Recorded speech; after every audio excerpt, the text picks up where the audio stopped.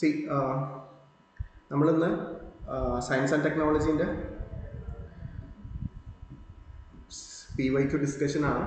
Okay, so നമ്മൾ PYQ discussion ചെയ്യുന്നതിന് മുമ്പ് science and technology as a subject അതിൻ്റെ ഇമ്പോർട്ടൻസ് നിങ്ങൾ ഒന്ന് അറിഞ്ഞിരിക്കുന്നത് നല്ലതായിരിക്കും. ഓക്കെ, പൊതുവേ നമ്മൾ കണ്ടിട്ടുള്ളൊരു കുട്ടികൾ ചെയ്യുന്നൊരു കാര്യം എന്താണെന്ന് വെച്ച് കഴിഞ്ഞാൽ, ശരിയാണ്, സയൻസ് ആൻഡ് ടെക്നോളജി ഒരു വാസ്റ്റ് സിലബസ് ആണ്. അപ്പോൾ വാസ്റ്റ് സിലബസ് ആയതുകൊണ്ട് പലരും സ്കിപ്പ് ചെയ്യുന്ന ഒരു ഏരിയയും കൂടിയാണ് സയൻസ് ആൻഡ് ടെക്നോളജി. കുറച്ച് പോർഷൻസ് മാത്രം പഠിച്ച് ബാക്കിയുള്ള പോർഷൻസ് സ്കിപ്പ് ചെയ്യാം. അപ്പോൾ ഇവിടെ രണ്ട് കാര്യങ്ങളാണ് എനിക്കിവിടെ പറയാൻ ഉദ്ദേശിക്കുന്നത്.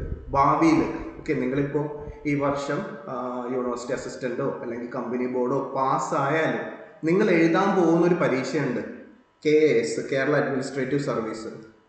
അതൊരു ഹൈ ചാൻസ് ഉണ്ട് 2028-ലോ 2029-ലോ എന്തായാലും KASൻ്റെ എക്സാം നടക്കും, കേരള അഡ്മിനിസ്ട്രേറ്റീവ് സർവീസിൻ്റെ എക്സാം നടക്കും. അപ്പോൾ ഫ്യൂച്ചറിൽ കേരള അഡ്മിനിസ്ട്രേറ്റീവ് സർവീസ് എക്സാം എഴുതാൻ ആഗ്രഹിക്കുന്നവർ, ഞാൻ ഇപ്പോൾ തന്നെ പറയാണ്, സയൻസ് ആൻഡ് ടെക്നോളജി നന്നായി പഠിച്ചു. ഈ ഡിഗ്രി പ്രിലിംസിൻ്റെ ഫുൾ സിലബസ്, സയൻസ് ആൻഡ് ടെക്നോളജിയുടെ ഫുൾ സിലബസ് KASലുണ്ട്.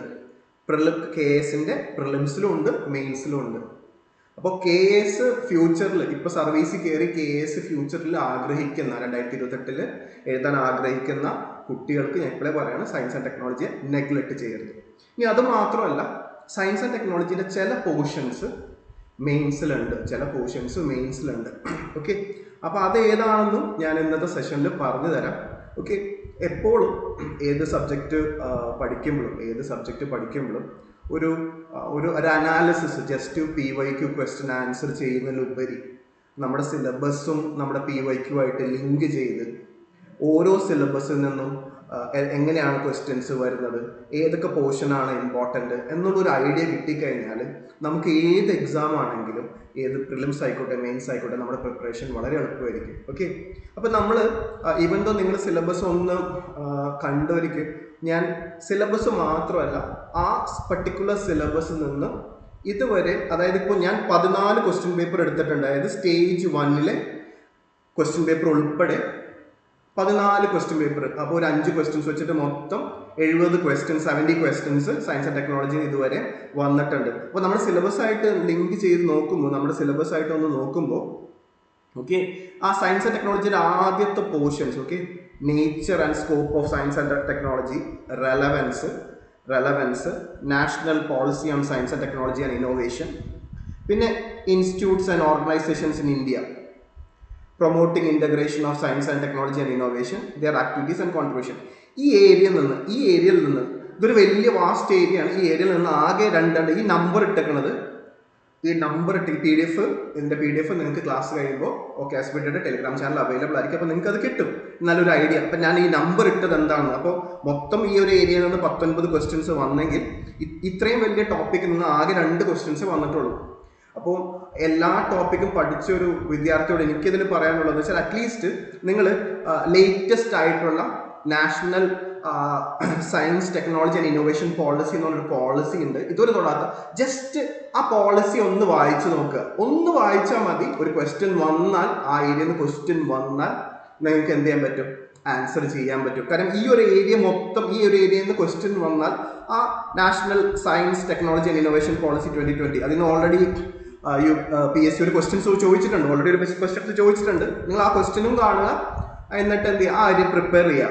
അതായത് സമയം ഉണ്ടെന്നുണ്ടെങ്കിൽ ഒന്ന് ജസ്റ്റ് അധികം സമയം എടുക്കണ്ട, ഒരു 10-15 മിനിറ്റ് വായിച്ച് എന്താണ് ആ പോളിസി എന്ന് മനസ്സിലാക്കിയാൽ മതി. ഓക്കെ, ഇനി അതിൽ തന്നെയുള്ള നോക്കിയേ, ബേസിക്സ് ഓഫ് എവറിഡേ സയൻസ് എന്നൊരു 6 ചോദ്യം വന്നിട്ടുണ്ട്. അപ്പോൾ ഇത് ബേസിക്സ് ഓഫ് എവറിഡേ സയൻസ് എന്ന് പറയുമ്പോൾ നിങ്ങൾ ഫിസിക്സിലെയും കെമിസ്ട്രിയിലെയും അതേപോലെ തന്നെ ലൈഫ് സയൻസിലെയും നിങ്ങൾ മെയിൻസിൽ പഠിക്കാൻ പോകുന്ന ഏരിയയിൽ നിന്നുള്ള കുറച്ച് പോർഷൻസ് ആണ് വന്നിട്ടുള്ളത്. ഓക്കെ, അതിൽ റീസെൻ്റ് ആയിട്ട് 2 കറണ്ട് അഫെയറും വന്നിട്ടുണ്ട് കെമിസ്ട്രിയിൽ നിന്നൊക്കെ ആയിട്ട്.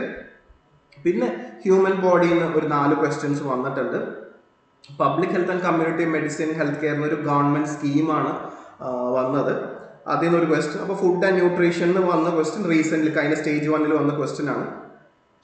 ഈ ഒരു പോർഷൻ നിങ്ങൾ നോക്കിക്കോളൂ കേട്ടോ. ഇത് contribution of prominent Indian scientist നിന്ന് അഞ്ച് ചോദ്യമാണ് കോൺട്രിബ്യൂഷൻ ഓഫ് പ്രോമിനന്റ് ഇന്ത്യൻ സയന്റിസ്റ്റിൽ നിന്ന് വന്നിട്ടുള്ളത്. 5 ചോദ്യം വന്നിട്ടുണ്ട്. അപ്പോൾ ഇങ്ങനെയാണ് ഈ ഒരു ഏരിയയിൽ നിന്ന്. അപ്പോൾ നിങ്ങൾ പഠിക്കാൻ ആഗ്രഹിക്കുന്നുണ്ടെങ്കിൽ ഈ ഒരു ടോപ്പിക്ക് പഠിക്കാൻ ആഗ്രഹിക്കുന്നുണ്ടെങ്കിൽ ഈ ഒരു അധികം ഇതൊന്നുമില്ല, അതായത് ഇന്ത്യയുടെ പ്രധാനപ്പെട്ട സയന്റിസ്റ്റ് ആരൊക്കെയാണെന്നൊന്ന് ജസ്റ്റ് ഒന്ന് നോക്കുക. കുറച്ച് പേരേ ഉള്ളൂ. അത് ഏറ്റവും ബെസ്റ്റ് ഈ 5 ചോദ്യങ്ങൾ PYQ എടുത്ത് ഒന്ന് ചെയ്യുമ്പോഴത്തേക്കും നിങ്ങൾക്ക് ഒരു ഐഡിയ കിട്ടും. ഓക്കെ, അപ്പോൾ അത് ജസ്റ്റ് കാര്യം വെച്ചാൽ നമുക്ക് ഇന്ന് ഞാൻ പറഞ്ഞില്ലേ, ചില പർട്ടിക്കുലർ ഏരിയ വളരെ സിസ്റ്റമാറ്റിക് ആയിട്ട് പഠിക്കുക എന്നുള്ളതാണ് ഇന്നത്തെ സെഷൻ്റെ ഉദ്ദേശം. നമുക്ക് ഇനിയും 2-3 സെഷനായിട്ടായിരിക്കും നമ്മളിത് കംപ്ലീറ്റ് ചെയ്യുക. പക്ഷേ ഓവറോൾ ഒരു സിലബസ്, അതായത് ഡിഗ്രി സ്റ്റേജ് 2 എഴുതാൻ പോകുന്നവർക്ക് പ്രത്യേകിച്ച് അവർക്ക് മറ്റന്നാളാണ് എക്സാം.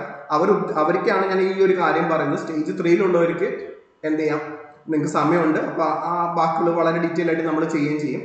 ഇനി സ്റ്റേജ് 1 കഴിഞ്ഞവർ ഇതൊന്ന് അറിഞ്ഞിരുന്നു, ഇതിൽ ചില ഏരിയാസ് നമുക്ക് എന്താണ് മെയിൻസിന് ഇമ്പോർട്ടൻ്റ് ആണ്. അപ്പോൾ അവരറിഞ്ഞിരുന്നു. പിന്നെ ഞാൻ നേരത്തെ പറഞ്ഞ പോലെ നിങ്ങൾക്ക് ഭാവിയിൽ KS എഴുതാൻ വേണ്ടിയിട്ട് ഈ ഒരു അനാലിസിസ് നിങ്ങൾക്ക് ഹെൽപ്ഫുൾ ആയിരിക്കും. ഓക്കെ, അപ്പോൾ ആ ഒരു ഐഡിയ വെക്കുക. ഇനി രണ്ടാമത്തെ സെക്ഷനാണ് സിലബസിൽ പറയുന്നത്, technology in space and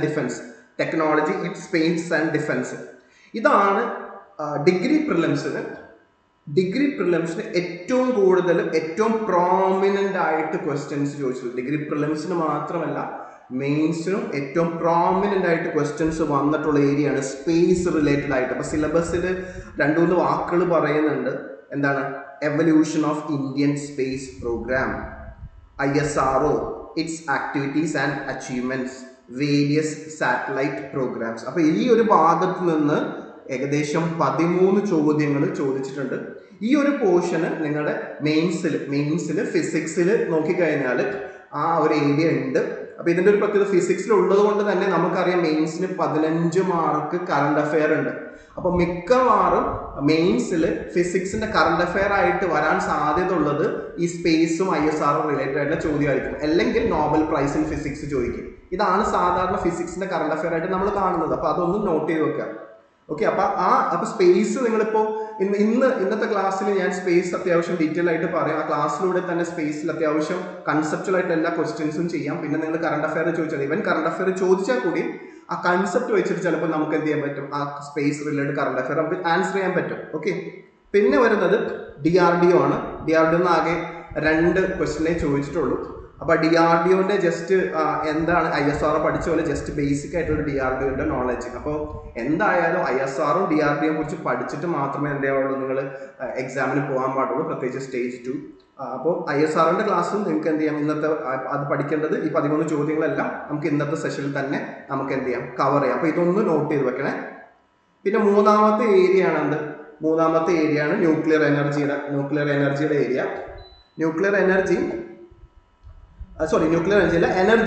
energy requirement and efficiency എന്നാണ് സിലബസിൽ പറയുന്നത്. ന്യൂക്ലിയർ എനർജി വരുന്നുണ്ട് അതിന്റെ ഭാഗമായിട്ട്. എനർജി റിക്വയർമെന്റ് ആൻഡ് എഫിഷ്യൻസി, ആ ഏരിയയിൽ നിന്ന് ഏകദേശം 10 ചോദ്യം വന്നിട്ടുണ്ട്. അപ്പോൾ അതിൽ ഈ നേരത്തെ നോക്കിക്കഴിഞ്ഞാൽ ഇന്ത്യയുടെ energy needs, deficit, energy policy, energy security എന്ന് കാര്യമായിട്ട് ചോദ്യം വന്നിട്ടുള്ള ഏകദേശം ഇത് 3 കൂടെ ആയിട്ട് ആകെ 2 ചോദ്യം വന്നിട്ടുള്ളൂ. പക്ഷെ ഇതിൽ ഏറ്റവും പ്രധാനമായിട്ട് ഇത് നിങ്ങൾ എന്തായാലും renewable and non renewable energy sources നിന്ന് 5 ക്വസ്റ്റ്യൻസ് ആണ്. ചെറിയ ടോപ്പിക്കാണ്. 5 ചോദ്യം വന്നിട്ടുണ്ട്. അപ്പോൾ ഇത് പഠിച്ചിട്ടേ നിങ്ങൾ എക്സാമിന് പോകാൻ പാടുള്ളൂ. ഇത് മിസ് ചെയ്യരുത്. സിമ്പിൾ ടോപ്പിക്കാണ്. എന്താണ് റിന്യൂവബിൾ എനർജി എന്ന കൺസെപ്റ്റ് മനസ്സിലാക്കിയാൽ, അല്ലെങ്കിൽ നോൺ റിന്യൂവബിൾ എനർജി കൺസെപ്റ്റ് മനസ്സിലാക്കിയാൽ, അതിലെ എനർജികൾ പഠിച്ചു കഴിഞ്ഞാൽ ആ റിലേറ്റഡ് ആയിട്ടുള്ള ക്വസ്റ്റ്യൻസ് നിങ്ങൾക്ക് എന്ത് ചെയ്യാൻ പറ്റും, ആൻസർ ചെയ്യാൻ പറ്റും. പിന്നെ ന്യൂക്ലിയർ പോളിസിയിൽ നിന്ന് അല്ലെങ്കിൽ ന്യൂക്ലിയർ എനർജി ആയിട്ട് ബന്ധപ്പെട്ടിട്ട്, അപ്പോൾ ന്യൂക്ലിയർ എനർജിയും ന്യൂക്ലിയർ പോളിസിയും നിന്നിട്ട് ഏകദേശം 3 ക്വസ്റ്റ്യൻസ് ഇട്ടിട്ടുണ്ട്. അത്യാവശ്യം വാസ്റ്റ് ടോപ്പിക്കാണ്. സമയം ഉണ്ടെങ്കിൽ പഠിക്കാം. ഇതെല്ലാം നമുക്ക് വരുന്ന സെഷനുകളിലായിട്ട് നമ്മളിതെല്ലാം ഡീറ്റെയിൽ ആയിട്ട് കവർ ചെയ്യും. ഓക്കെ, ഇനി എൻവയോൺമെന്റ് സയൻസ്. അപ്പോൾ വെയിറ്റേജ് വെച്ച് നോക്കുമ്പോൾ എൻവയോൺമെന്റ് സയൻസിൽ നിന്നാണ് ഏകദേശം 26 ചോദ്യങ്ങൾ വന്നിട്ടുള്ളത്. പക്ഷെ ഒരു വാസ്റ്റ് സിലബസ് ആണ് എൻവയോൺമെന്റ് സയൻസ് എന്നുള്ളത്. വാസ്റ്റ് സിലബസ് ആണ്. പക്ഷെ അതിൽ തന്നെ നിങ്ങൾ നോക്കിക്കഴിഞ്ഞാൽ ചില ഏരിയ PSC കൂടുതൽ ചോദ്യങ്ങൾ ചോദിക്കുന്നുണ്ട്. അപ്പോൾ എൻവയോൺമെന്റിന്റെ issues, concerns, legal aspects, policies and treaties for protection of environment, ഈ ഒരു ഭാഗത്ത് നിന്ന് അറ്റ് നാഷണൽ ഇൻട്രസ്റ്റ് ഏകദേശം 3 ചോദ്യം വന്നിട്ടുള്ളൂ. 3 ചോദ്യം ഈ ഭാഗത്ത് വന്നിട്ടുള്ളൂ. അപ്പോൾ ഈ ഏരിയ ഇപ്പോൾ തൽക്കാലം എക്സാമ്പിൾ നോക്കണ്ട, പക്ഷെ ഭാവിയിൽ സമയമുള്ളവർ നോക്കിയാൽ മതി. പക്ഷെ ഏറ്റവും കൂടുതൽ ചോദ്യം വരുന്ന ഏരിയ നമുക്ക് നോക്കാം. സസ്റ്റൈനബിൾ ഡെവലപ്മെന്റ് എന്നുള്ള ഏരിയയിൽ നിന്ന് 3 ചോദ്യം വന്നിട്ടുണ്ട്. ബയോഡൈവേഴ്സിറ്റി എന്നുള്ള ഏരിയയിൽ നിന്ന് 5 ചോദ്യം വന്നിട്ടുണ്ട്. പിന്നെ carbon emission, global warming, climate change. ആ ക്ലൈമറ്റ് ചേഞ്ച് തന്നെ international initiatives, policies, protocol and India's commitment. ഈ ഭാഗത്തു നിന്നാണ് ഏറ്റവും കൂടുതൽ ചോദ്യം വന്നിട്ടുള്ളത്. 7 ക്വസ്റ്റ്യൻസ് വന്നിട്ടുണ്ട്. ഇന്ന് നമ്മൾ ഈ 7 ക്വസ്റ്റ്യൻസ് ഡിസ്കസ് ചെയ്യും. ഇത് വെറും 7 ക്വസ്റ്റ്യൻസ് ഡിസ്കസ് ചെയ്യല്ല ചെയ്യുന്നത്, നമ്മൾ ആ കൺസെപ്റ്റ് പഠിച്ചപ്പോൾ ഈ ക്ലൈമറ്റ് ചേഞ്ച് എന്നോ അല്ലെങ്കിൽ ഗ്ലോബൽ വാർമിംഗ് എന്നോ കാർബൺ എമിഷൻ, അപ്പോൾ ഇത് മെയിൻസിലുണ്ട് കേട്ടോ. നിങ്ങൾക്ക് മെയിൻസിൽ മാത്രമല്ല, നിങ്ങൾ ജോഗ്രഫിയുടെ സിലബസ്, അപ്പോൾ എൻവയറമെന്റിൽ മാത്രമല്ല ഈ പ്രിലിംസിൽ ഈ ടോപ്പിക്ക് കിടക്കുന്നത്. ജോഗ്രഫീൻ്റെ ബേസിക്സ് ഓഫ് ജോഗ്രഫീൻ്റെ സിലബസ് നോക്കിയാലും അവിടെ നിങ്ങൾക്ക് ഗ്ലോബൽ വാർമിംഗ് എന്നുള്ളൊരു ടോപ്പിക്ക് കാണാം. അപ്പോൾ നിങ്ങൾ ഇവിടെ ഈ പഠിക്കുന്ന ഈ ടോപ്പിക്ക് ചിലപ്പോൾ ചോദിക്കുന്നത് ജോഗ്രഫീൻ്റെ സെക്ഷനിലായിരിക്കും, ചിലപ്പോൾ സയൻസ് ആൻഡ് ടെക്നോളജിയുടെ സെക്ഷനിലായിരിക്കും. അപ്പോൾ ജോഗ്രഫിയിൽ ഗ്ലോബൽ വാർമിംഗ് ഉള്ളത് കൊണ്ട് ഇത് മെയിൻസ് ടോപ്പിക്കും കൂടിയാണ്. അപ്പോൾ അതുകൊണ്ടാണ് അപ്പോൾ ഞാൻ ഇന്ന് ഡീറ്റെയിൽ ആയിട്ട് ഡിസ്കസ് ചെയ്യുന്ന 2 ഏരിയ, ഒന്ന് ക്ലൈമറ്റ് ചേഞ്ച് റിലേറ്റഡ് ആയിട്ടുള്ള ഏരിയയും മറ്റൊന്ന് സ്പേസ് ടെക്നോളജിയും, 2 മെയിൻസിന് ഇമ്പോർട്ടൻ്റ് ആണ്. അപ്പോൾ അതനുസരിച്ചിട്ട് നിങ്ങൾക്ക് ബാക്കിയുള്ള സെഷൻസ് ഞാൻ ഓരോ ഇതേപോലെ ഡീറ്റെയിൽ ആയിട്ട് എടുക്കാം. ഓക്കെ. പിന്നെ വെസ്റ്റേൺ ഗാർഡ്സ് എന്ന് പറഞ്ഞൊരു ടോപ്പിക്ക് നിങ്ങളുടെ സിലബസിലുണ്ട്. വെസ്റ്റേൺ ഗാർഡ്സ് പഠിച്ചു, കാരണം കേരള ജോഗ്രഫിയിലും വേണമെങ്കിൽ, ഇവിടെ മാത്രമല്ല സയൻസ് ആൻഡ് ടെക്നോളജി സെക്ഷനിൽ 2 ചോദ്യം വന്നിട്ടുള്ളൂ വെസ്റ്റേൺ ഗാർഡ്സിനെ കുറിച്ചിട്ട്. ഓക്കെ. ഏതൊക്കെ സ്റ്റേറ്റ്സിലൂടെയാണ് വെസ്റ്റേൺ ഗാർഡ്സ് പാസ് ചെയ്തിട്ടുള്ളത്, northern part of Western Ghats ഏതൊക്കെയാണെന്നൊക്കെയാണ് വെസ്റ്റേൺ ഗാർഡ്സിനെ കുറിച്ച് ചോദിച്ചുള്ള സിലബസിലുണ്ട്. പിന്നെ ഫോറസ്റ്റ് ആൻഡ് വൈൽഡ് ലൈഫിൽ നിന്ന് 3 ക്വസ്റ്റ്യൻസ് വന്നിട്ടുണ്ട്. എൻവയറമെന്റൽ ഹസാർഡ്സ് ആൻഡ് പൊല്യൂഷനിൽ നിന്ന് 2 ക്വസ്റ്റ്യൻ വന്നിട്ടുണ്ട്. പിന്നെ സിലബസിൽ തന്നെ പറയുന്നുണ്ട് biotechnology, green technology, nano technology. ഈ ഏരിയയിൽ നിന്ന് ഇതുവരെയും ഡിഗ്രി പ്രിലിംസിന് കാര്യമായിട്ട് ചോദ്യം വന്നിട്ടുണ്ടായിരുന്നില്ല. പക്ഷെ 2026 സ്റ്റേജ് 1 നാനോ ടെക്നോളജി എന്നൊരു ചോദ്യം ഉണ്ടായി. അപ്പോൾ നമുക്ക് ചോദിക്കാത്ത ഗ്രീൻ ടെക്നോളജിയും ബയോടെക്നോളജി എന്നൊക്കെ ചോദ്യം വരാനുള്ള സാധ്യതയുണ്ട്.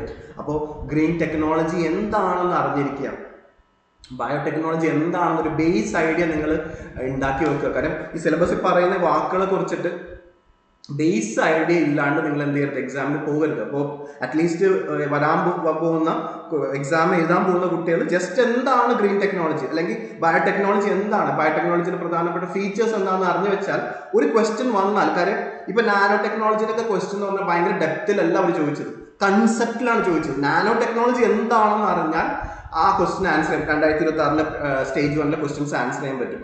അപ്പോൾ ഇതാണ്. പിന്നെ അവർ പറയുന്നുണ്ട് ഇതിന് റിലേറ്റഡ് ആയിട്ടുള്ള കറണ്ട് അഫെയർ. അപ്പൊ ഇതാണ് ശരിക്കും പറഞ്ഞാൽ നിങ്ങളുടെ സിലബസ്.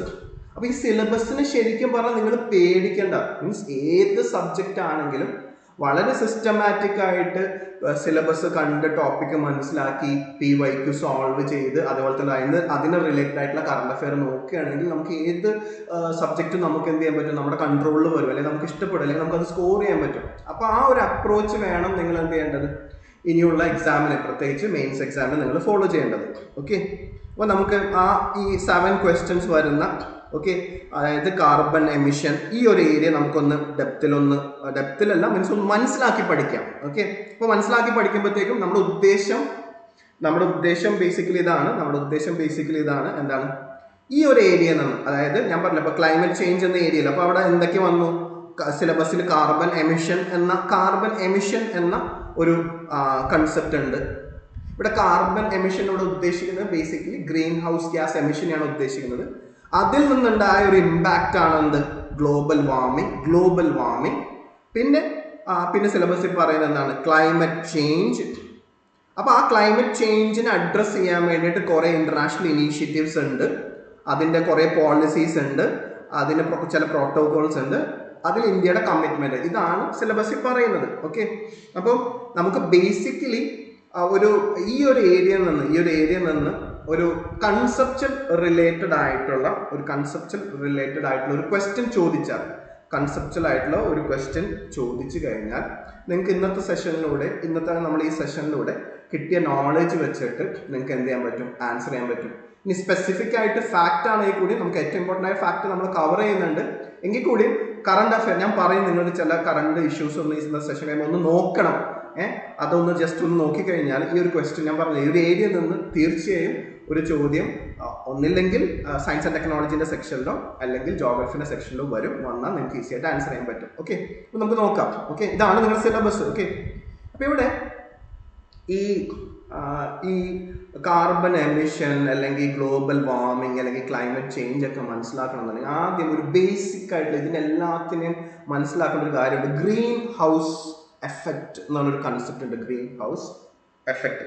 അപ്പം നമ്മൾ ഈ ഫിഗറിൽ നിന്ന് നിങ്ങൾക്ക് പിക്ചർ ക്ലിയർ ആണല്ലോ അല്ലേ? പിക്ചർ ക്ലിയർ ആണ്. ഓക്കെ, അപ്പം നമ്മൾ സാധാരണ നിങ്ങൾ ഈ പിക്ചറിൽ നിന്ന് തന്നെ നമുക്ക് പഠിക്കാൻ പറ്റും. ഓക്കെ, സണ്ണിൽ നിന്ന്, സൂര്യനിൽ നിന്നുള്ള ആ എനർജി, ഓക്കെ, നമ്മുടെ ആ നോർമൽ എന്താ സംഭവിക്കുന്നത് വെച്ചാൽ അത് എർത്തിനെ ടച്ച് ചെയ്തിട്ട്, അപ്പോൾ ചിലപ്പം നമ്മളത് ആ ടച്ച് ചെയ്യുന്ന എനർജി അബ്സോർബ് ചെയ്യുന്ന ഏരിയ ഉണ്ട്, റിഫ്ലക്ട് ചെയ്യുന്ന ഏരിയ ഉണ്ട്. അപ്പോൾ ചില മീൻസ് ആ എനർജി വന്ന് ഹിറ്റ് ചെയ്യുമ്പോൾ അബ്സോർപ്ഷൻ നടക്കും, അതുപോലെ തന്നെ റിഫ്ലക്ഷനും നടക്കും. ഓക്കെ, അപ്പോൾ ഇവിടെ നമുക്കറിയാം normally green house gas effect. അപ്പോൾ അതായത് ഇങ്ങനെ വന്നിട്ട് ഈ ഗ്രീൻ ഹൗസ് എഫക്റ്റ് എന്താ ചെയ്യുന്നത് വെച്ച് കഴിഞ്ഞാൽ നോർമലി ഈ ഒരു ഏരിയ നോക്കി നമ്മൾ മേജർ ഗ്രീൻ ഹൗസ് ഗ്യാസസ് ആണ്. അപ്പോൾ ഗ്രീൻ ഹൗസ് ഗ്യാസസിന് പറയാൻ കാരണം ഈ ഗ്രീൻ ഹൗസ് എഫക്റ്റ് ഇത് കൊണ്ടുവരുന്നതുകൊണ്ടാണ്. എന്താ ചെയ്യണമെന്ന് വെച്ചാൽ ഇപ്പോൾ ഈ നമ്മുടെ അറ്റ്മോസ്ഫിയറിൽ നമ്മൾ മേജറായിട്ട് കാണുന്ന ഗ്രീൻ ഹൗസ് ഗ്യാസസ് ആണ് മീഥേൻ, CH4, ഏറ്റവും കൂടുതലുള്ളതാണ് കാർബൺ ഡൈ ഓക്സൈഡ്, പിന്നെ നൈട്രസ് ഓക്സൈഡ്, പിന്നെ സൾഫർ എക്സഫ്ലൂറൈഡ്. ഓക്കെ, അപ്പോൾ ഈ ഗ്രീൻ ഹൗസ് ഗ്യാസസ് എന്താ ചെയ്യുന്നത് വെച്ചാൽ അവർ ഈ റിഫ്ലക്റ്റ് ചെയ്യുന്ന, അതായത് ഭൂമിയിൽ തട്ടി ഇങ്ങനെ റിഫ്ലക്റ്റ് ചെയ്യുന്ന ഈ സൺലൈറ്റിന്, റിഫ്ലക്റ്റഡ് സൺലൈറ്റിന് എന്ത് ചെയ്യും, അത് ട്രാപ്പ് ചെയ്യും, അത് തിരിച്ചു വിടില്ല, അത് അവിടെ തന്നെ എന്ത് ചെയ്യും, അതിങ്ങനെ അവിടെ ഇതല്ലേ ഇവിടെ തടഞ്ഞു നിർത്തും. അപ്പോൾ തടഞ്ഞു നിർത്തി കഴിഞ്ഞാൽ എന്ത് സംഭവിക്കുന്ന വെച്ചാൽ അത് തിരിച്ച് ഭൂമിയിലേക്ക് തന്നെ വരും. ഓക്കെ, അപ്പൊ ഇതിനെയാണ് ഗ്രീൻ ഹൗസ് എഫക്റ്റ് എന്ന് പറയുന്നത്. അപ്പൊ ഗ്രീൻ ഹൗസ് ഗ്യാസസ് എന്ത് ചെയ്യുന്നത്, തിരിച്ച് റിഫ്ലക്ട് ചെയ്യുന്ന സൺലൈറ്റിനെ തിരിച്ച് എർത്തിലോട്ട് വിടുന്നു. ഇതിനെയാണ് ഗ്രീൻ ഹൗസ് എഫക്റ്റ് എന്ന് പറയുന്നത്. അപ്പോൾ ഇത് നോർമലി ഇത് നല്ലതാണ്. മീൻസ് ഈ ഗ്രീൻ ഹൗസ് എഫക്റ്റ് ഉള്ളത് കൊണ്ട് ഇല്ലായിരുന്നെങ്കിൽ ഭൂമിയുടെ ആവറേജ് ടെമ്പറേച്ചർ നെഗറ്റീവിലോട്ട് പോയേനെ. പക്ഷെ ഈ ഗ്രീൻ ഹൗസ് എഫക്റ്റ് ഉള്ളത് കൊണ്ട് നമുക്കൊരു നോർമൽ ടെമ്പറേച്ചർ ഉണ്ടാവുന്നു. പക്ഷേ നോർമലി ഗ്രീൻ ഹൗസ് എഫക്റ്റ് പ്രശ്നമൊന്നുമില്ല. പ്രശ്നം എപ്പോഴാണ് വന്നു വെച്ചാൽ പ്രത്യേകിച്ച് ഇൻഡസ്ട്രിയൽ റവല്യൂഷൻ തുടങ്ങിയതിന് ശേഷം പിന്നീട് അങ്ങോട്ട് എന്ത് സംഭവിച്ചെന്ന് വെച്ചാൽ നമ്മൾ ഹ്യൂമൻ ആക്ടിവിറ്റീസ്, ജനങ്ങളുടെ ഹ്യൂമൻ ആക്ടിവിറ്റീസ് കാരണം, പ്രത്യേകിച്ച് ഫോസിൽ ഫ്യൂവൽസ് നമുക്കറിയാം. ഫോസിൽ ഫ്യൂവൽസ് എന്ന് പറയുമ്പോൾ പെട്രോൾ, ഡീസൽ അല്ലെങ്കിൽ ഗ്യാസ് ഒക്കെ നമ്മൾ കൂടുതലും അത് ഉപയോഗിച്ച് കഴിഞ്ഞാൽ ഈ പറയുന്ന ഗ്രീൻ ഹൗസ് ഗ്യാസസ് റിലീസ് ആവും. അപ്പോൾ എന്ത് സംഭവിച്ചെന്ന് വെച്ചാൽ ഹ്യൂമൻ ആക്ടിവിറ്റീസ് കാരണം ഗ്രീൻ ഹൗസ് ഗ്യാസസ് മീൻസ് ആ അനുപാതം കൂടി. ഓക്കെ, അപ്പോൾ അങ്ങനെ കണ്ടിന്യൂസ് ആയിട്ട് ഇപ്പോഴും ഗ്രീൻ ഹൗസ് ഗ്യാസ് ഇങ്ങനെ റിലീസ് ചെയ്തുകൊണ്ടിരിക്കും, അങ്ങനെ കൂടിക്കൊണ്ടിരിക്കുകയാണ് ഇരിക്കുകയാണ്. അപ്പൊ അങ്ങനെ വന്നപ്പോൾ എന്ത് സംഭവിച്ചെന്ന് വെച്ചാൽ എന്ത് ചെയ്തു, ഭൂമിയുടെ ഈ എഫക്റ്റ് കൂടാൻ തുടങ്ങി. ഗ്രീൻ ഹൗസ് എഫക്റ്റ് കൂടുകയും നമ്മുടെ ആവറേജ് ടെമ്പറേച്ചർ കൂടാൻ തുടങ്ങി. അപ്പൊ ഈ ഒരു സംഭവത്തിന് അപ്പൊ എന്താ നമുക്ക് വാർമിംഗ് ഗ്ലോബലി നമ്മൾ ചൂട് ഫീൽ ചെയ്യാൻ തുടങ്ങി. മീൻസ് എക്സ്റ്റൻസീവ് ആ ഹീറ്റ് ഇതിനാണ് ഇത് കാരണം. അപ്പൊ excessive green house gases atmosphere ഉള്ളത് കാരണം ഗ്രീൻ ഹൗസ് എഫക്റ്റിന്റെ ആ ടെമ്പറേച്ചർ കൂടിയത് കാരണം അപ്പൊ ആ ഒരു ഇമ്പാക്റ്റാണ് നമ്മൾ എന്തെന്ന് പറയുന്നത് ഗ്ലോബൽ വാർമിംഗ് എന്ന് പറയുന്നത്. അപ്പൊ ഈ ഒരു കൺസെപ്റ്റ് നിങ്ങൾ എന്ത് ചെയ്യുക, മനസ്സിലാക്കി വെക്കുക. ഓക്കെ, ഗ്ലോബൽ വാർമിംഗിന്റെ കൺസെപ്റ്റ് മനസ്സിലാക്കുക. ഓക്കെ, അപ്പൊ ഇതാണ് ഞാൻ പറഞ്ഞത്. ഒരു സാധാരണ നിലയിൽ ഗ്രീൻ ഹൗസ് ഗ്യാസ് എന്താണ്, ഒരു നാച്ചുറൽ പ്രോസസ് ആണ്. പക്ഷേ എന്താണ് ഇതിന്റെ ഞാൻ പറഞ്ഞു, ഇതാണ് normally average temperature without green house gases എന്ത് സംഭവിക്കും, അത് -18 ഡിഗ്രി സെൽഷ്യസ് ആയിരിക്കും. ഗ്രീൻ ഹൗസ് എഫക്റ്റ് ഇല്ലെങ്കിൽ. പക്ഷെ അതുള്ളത് കൊണ്ട് നമ്മുടെ ആവറേജ് ടെമ്പറേച്ചർ 15 ഡിഗ്രി സെൽഷ്യസ് ആണ്. പക്ഷെ ഇപ്പൊ അത് കൂടാൻ തുടങ്ങി. ഓക്കെ, കാരണം എന്താണ്, നമ്മളുടെ യൂസേജ്, ഹ്യൂമൻ ആക്ടിവിറ്റീസിന്റെ ഇന്റൻസിഫൈ മീൻസ് നമ്മൾ കണ്ടിന്യൂസ് ആയിട്ട് ഇങ്ങനെ ഗ്രീൻ ഹൗസ് ഗ്യാസ് പല രീതിയിൽ നമ്മൾ റിലീസ് ചെയ്യാൻ തുടങ്ങിയതോടുകൂടി. ഓക്കെ, അപ്പൊ അങ്ങനെയാണ് നമുക്ക് ഈ ഗ്ലോബൽ വാർമിങ്ങും പിന്നീട് ഈ ഗ്ലോബൽ വാർമിംഗ് കാരണം ഉണ്ടാകുന്ന ക്ലൈമറ്റ് ചേഞ്ച്. ഓക്കെ, അപ്പൊ ക്ലൈമറ്റ് ചേഞ്ച് എന്ന് വെച്ചാൽ എന്താ, നോർമലി നമ്മുടെ ക്ലൈമറ്റ് ഒരു നോർമൽ, അതായത് സാധാരണ നിലയിൽ നമുക്കൊക്കെ അറിയാം. ഓക്കെ, നമുക്ക് ഒരു സീസണിൽ നമുക്ക് എന്തുണ്ടാവും, നമുക്കറിയാം ഒരു ആവറേജ് ടെമ്പറേച്ചർ ഉണ്ടാവും, കൃത്യസമയത്ത് മഴ പെയ്യും. പക്ഷെ ഇതെല്ലാം എന്ത് അപ്പോൾ ഒരു നോർമൽ ക്ലൈമറ്റിന് എന്താണ് മാറ്റങ്ങൾ വരാൻ തുടങ്ങി, ചേഞ്ചസ് ഉണ്ടായിരുന്നു. പ്രതീക്ഷിക്കാത്ത സമയത്ത് മഴ പെയ്യുന്നു, പ്രതീക്ഷിക്കാതിനെക്കാട്ടി കൂടുതൽ ചൂട് നമുക്ക് ഫീൽ ചെയ്യുന്നു. ഇതിൻ്റെയൊക്കെ ഇമ്പാക്റ്റ് ആണ് ഈ ഗ്ലോബൽ വാർമിങ്. അപ്പോൾ ഇതാണ് relation green house gas emission അല്ലെങ്കിൽ carbon emission.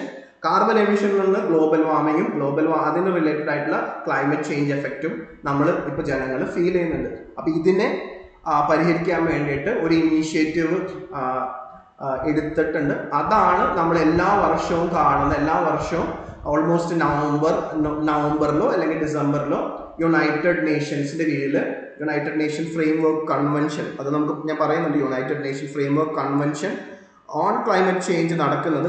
Conference of party COP എന്നാണ് അത് പറയുന്നത്. അതും നമുക്ക് എക്സാമിന് ഇമ്പോർട്ടൻ്റ് ആണ്. അപ്പോൾ അവിടെ എല്ലാ രാജ്യങ്ങളിലെ പ്രധാനപ്പെട്ട ആൾക്കാർ വന്ന്, മിനിസ്റ്റേഴ്സൊക്കെ വന്ന് അത് ഡിസ്കസ് ചെയ്യും, അതിനുള്ള സൊല്യൂഷൻസ് കൊണ്ടുവരും, അതിന് വേണ്ട ഫണ്ടിങ് എല്ലാം ഡിസ്കസ് ചെയ്യുന്നുണ്ട് എല്ലാ വർഷവും. ഓക്കെ, അപ്പോൾ ആ കോൺഫറൻസസും അത് ഏത് സിറ്റിയിലാണ് നടക്കുന്നതൊക്കെ നമുക്ക് ഇമ്പോർട്ടൻ്റ് ആണ്. അതിൽ നിന്നൊക്കെ ക്വസ്റ്റ്യൻസ് വരുന്നുണ്ട്. ഓക്കെ, അപ്പോൾ ഇത് മനസ്സിലാക്കി വെച്ചു. അപ്പോൾ ഇതൊരു ഗ്ലോബൽ വാർമിംഗ് എന്ന കൺസെപ്റ്റിനെ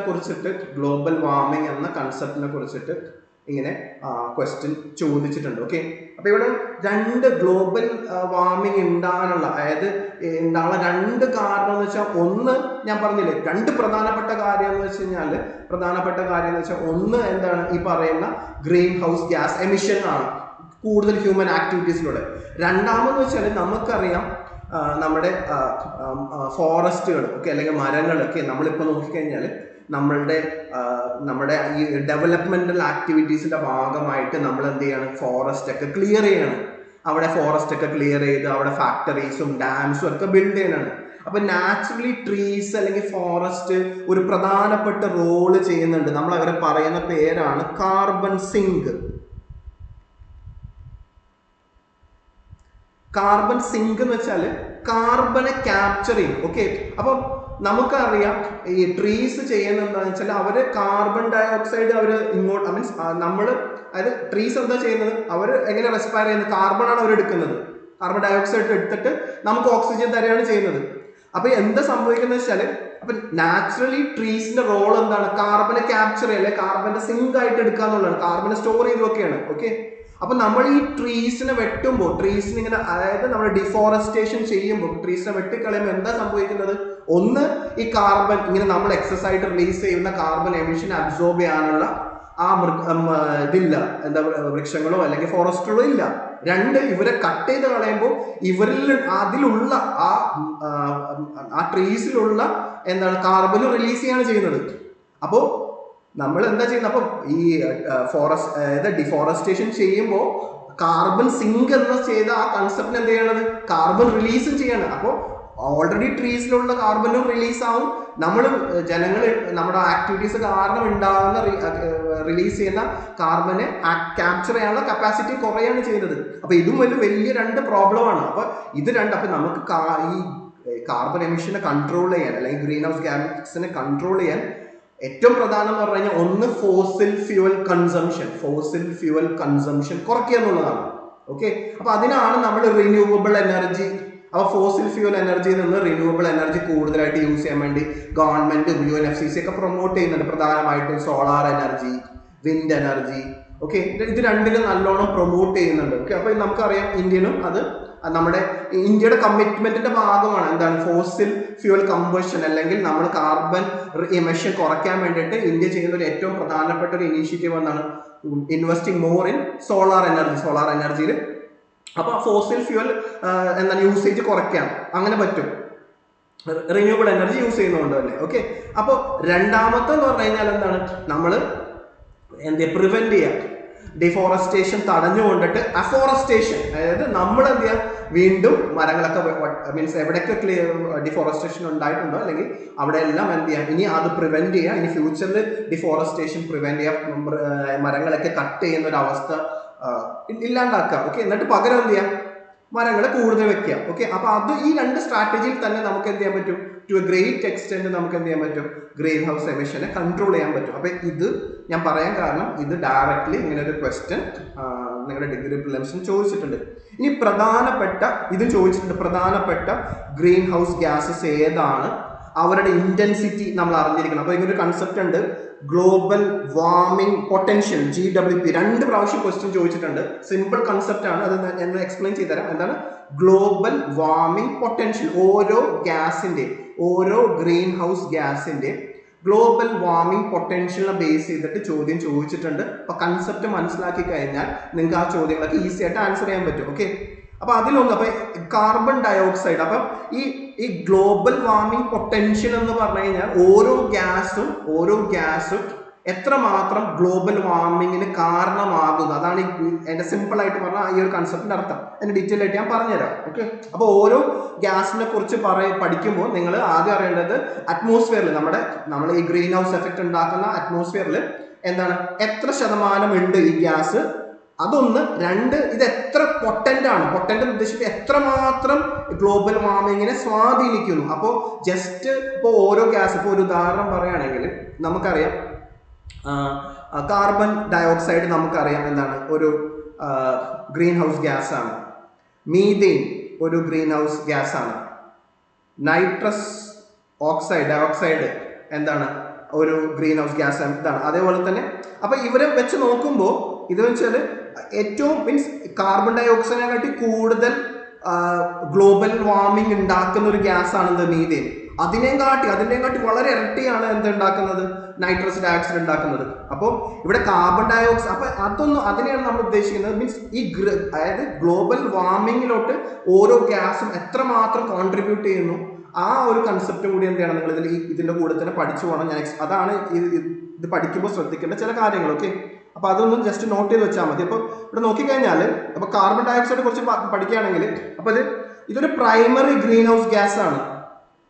മനുഷ്യന്റെ പ്രവൃത്തി കൊണ്ട് അറ്റ്മോസ്ഫിയറിലേക്ക് ഏറ്റവും കൂടുതൽ റിലീസ് ചെയ്യുന്ന ഒരു ഗ്രീൻ ഹൗസ് ഗ്യാസ് ആണ് എന്ത് കാർബൺ ഡയോക്സൈഡ് എന്ന് പറയുന്നത്. കാർബൺ ഡയോക്സൈഡ് ആണ്, മോണോക്സൈഡ് അല്ല. 2 ആണ്, അതാണ് ഡൈ എന്ന് പറയുന്നത്. 2 ഓക്സിജൻ ഉണ്ട്, അതാണ് 2 ഡയോക്സൈഡ്. ഒരെണ്ണമാണെങ്കിൽ കാർബൺ മോണോക്സൈഡ് CO, അത് കാർബൺ മോണോ, ഒരൊറ്റ ഓക്സിജൻ, അത് എന്തെല്ലാം ഗ്രീൻ ഹൗസ് ഗ്യാസ് അല്ല. അപ്പൊ അങ്ങനെ അതും എക്സാമിന് ചോദിച്ചിട്ടുണ്ട്, അത് ക്ലിയർ ആയിരിക്കാം. Okay, directly carbon monoxide green house gas അല്ല, ഇൻഡയറക്ട്ലി അത് ചെയ്യുന്നുണ്ട്. അതിപ്പോ തൽക്കാലം മനസ്സിൽ വെച്ചാൽ മതി. ഓക്കെ, അപ്പൊ ഇത് അറിയേണ്ട വെച്ചാൽ ഈ ഒരു പോർഷൻ, അതായത് അപ്പോൾ ടോട്ടൽ ഏകദേശം നമ്മുടെ ഹ്യൂമൻ ആക്ടിവിറ്റി കൊണ്ട് നമ്മുടെ അറ്റ്മോസ്ഫിയറിലെ ഗ്രീൻ ഹൗസ് ഗ്യാസ് ക്വാണ്ടിഫൈ ചെയ്ത് നോക്കിക്കഴിഞ്ഞാൽ 75 മുതൽ 80% green house gas atmosphere means നമ്മുടെ ഹ്യൂമൻ ആക്ടിവിറ്റീസ് കാരണം റിലീസ് ചെയ്യുന്ന ഗ്രീൻ ഹൗസ് ഗ്യാസ് എന്താണ്, കാർബൺ ഡയോക്സൈഡ് ആണ്. ഓക്കെ, അപ്പൊ അതുകൊണ്ടാണ് ഇതൊരു പ്രൈമറി ഏറ്റവും കൂടുതൽ കാണുന്ന ഗ്രീൻ ഹൗസ് ഗ്യാസ് എന്താണ്, അത് നമ്മൾ എടുത്ത് മനസ്സിലാക്കേണ്ടത് ഹ്യൂമൻ ആക്ടിവിറ്റീസ് കാരണം റിലീസ് ചെയ്യുന്ന ഗ്യാസ് ആണ് എന്ത്, കാർബൺ ഡയോക്സൈഡ്. ഓക്കെ, അപ്പൊ ഇവിടെ ഈ വേർഡ് നിങ്ങൾ ശ്രദ്ധിക്കണം. പൊട്ടന്റ് ഉദ്ദേശിക്കുന്നത് എത്രമാത്രം ഗ്ലോബൽ വാർമിങ്ങിന് കാരണമാകുന്നു, മനസ്സിലായി? അപ്പൊ ഇത് അത്ര അവർ പറയുന്ന വെച്ചാൽ it is not even though quantity wise carbon dioxide ഒരുപാടുണ്ടെങ്കിലും അത് മോളിക്യൂൾ വെച്ചെടുക്കുമ്പോൾ മോളിക്യൂൾ അതായത് ഒരു കാർബൺ ഡയോക്സൈഡും ഒരു നൈട്രസ് ഓക്സൈഡും എടുത്തു കഴിഞ്ഞാൽ അപ്പൊ രണ്ടും നമ്മൾ എടുക്കുകയാണ്. ഓക്കെ, നൈട്രസ് ഓക്സൈഡും കാർബൺ ഡയോക്സൈഡും, അപ്പൊ മോളിക്യൂൾ ഓൾമോസ്റ്റ് സെയിം ആണല്ലോ. പക്ഷേ ഇവർ രണ്ടുപേരും നമ്മൾ കമ്പയർ ചെയ്യുമ്പോൾ 1 മോളിക്യൂൾ ഓഫ് നൈട്രസ് ഓക്സൈഡും അല്ലെങ്കിൽ 1 മോളിക്യൂൾ ഓഫ് കാർബൺ ഡയോക്സൈഡും തമ്മിൽ ഉണ്ടാക്കുന്ന ആ ഹീറ്റ് എഫക്റ്റ് എന്ന് പറയുന്നത് ഏതിനാണ്, നൈട്രസ് ഓക്സൈഡിന് വളരെ കൂടുതലാണ്. എന്തിനു വെച്ച് നോക്കുമ്പോൾ, കാർബൺ ഡയോക്സൈഡ് വെച്ച് നോക്കുമ്പോൾ. അതാണ് പറയുന്നത് it is not the most potent green house gas in relation to മറ്റ് ഗ്യാസ് ആയിട്ട് നമ്മൾ നോക്കുമ്പോൾ. പക്ഷേ മറ്റൊരു പ്രശ്നമുണ്ട്. എന്താണ്, കാർബൺ ഡയോക്സൈഡ് ഒരു പ്രാവശ്യം റിലീസ് ചെയ്താൽ, അറ്റ്മോസ്ഫിയറിൽ റിലീസ് ചെയ്ത് കഴിഞ്ഞാൽ എന്താണ്, it stays in the atmosphere for thousands of years. ഒരുപാട് നാളത്തേക്ക് നമ്മൾ റിലീസ് ചെയ്ത ഓരോ കാർബൺ ഡയോക്സൈഡും എന്താണ് ഒരുപാട് നാളത്തേക്ക് എന്തുണ്ടാവും അറ്റ്മോസ്ഫിയറിൽ, 1000 of years എന്നൊക്കെയാണ് പറയുന്നത്, അവിടെ കിടക്കുമെന്നാണ് പറയുന്നത്. അപ്പോൾ പൊട്ടന്റ് അല്ലെങ്കിലും ഇത് ഇത്രയും വർഷം അവിടെ കിടക്കുന്നതുകൊണ്ട് അതെന്താണ് ഒരു ഭയങ്കര സിഗ്നിഫിക്കൻസ്. കാർബൺ ഡയോക്സൈഡ് ഒരു ഡേഞ്ചറസ് ആണ് എന്താ ഈ പറയുന്നത്, അല്ലെങ്കിൽ ഭയങ്കര ഇമ്പാക്ട് ഉണ്ടാക്കുന്നുണ്ട്. അപ്പൊ ചൂടിന്റെ കാര്യത്തിൽ വലിയ ഇമ്പാക്ട് ഇല്ലെങ്കിലും പക്ഷെ എന്താണ് അത് അറ്റ്മോസ്ഫിയറിൽ എത്ര നാൾ കിടക്കുന്നു എന്ന് വെച്ച് നോക്കുമ്പോൾ അതെന്താണ് അതൊരു പ്രോബ്ലം ആണ്. അതൊന്നും മനസ്സിലാക്കി വെക്കാം. ഓക്കെ, പിന്നെ ജസ്റ്റ് ഇത് ഇങ്ങനെ ക്വസ്റ്റ്യൻസ് ചോദിക്കാം.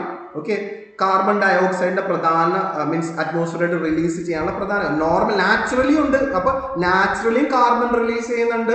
അതേപോലെ തന്നെ ആർട്ടിഫിഷ്യൽ എന്ന് വെച്ചാൽ ഹ്യൂമൻ കോസ്റ്റ് അല്ലെങ്കിൽ വേറൊരു വേർഡ് ഹ്യൂമൻ റിലേറ്റഡ് ആക്ടിവിറ്റിക്ക് പറയുന്ന വേറൊരു പേരാണ് ആന്ത്രോപോജനിക് എന്ന് പറയുന്നത്. അപ്പോൾ ഹ്യൂമൻ ഇൻഡ്യൂസ്ഡ് സോഴ്സസ്. ഓക്കെ, അപ്പോൾ ഇവിടെ നാച്ചുറലി ഒരു കാർബൺ സൈക്കിളിൽ അതിലിപ്പോൾ വോൾക്കാനോ എറപ്റ്റ് ചെയ്യുമ്പോഴൊക്കെ എന്താറുണ്ട്, കാർബൺ റിലീസ് ചെയ്യാറുണ്ട്. അതല്ല പ്രശ്നം. പ്രശ്നം എന്താണ്? ഹ്യൂമൻ കോസ്റ്റ് കാരണങ്ങളാണ്, ഹ്യൂമൻ ഇൻഡ്യൂസ്ഡ് കാരണങ്ങളാണ്, അല്ലെങ്കിൽ ആന്ത്രോപോജനിക് റീസൺസ് ആണ്.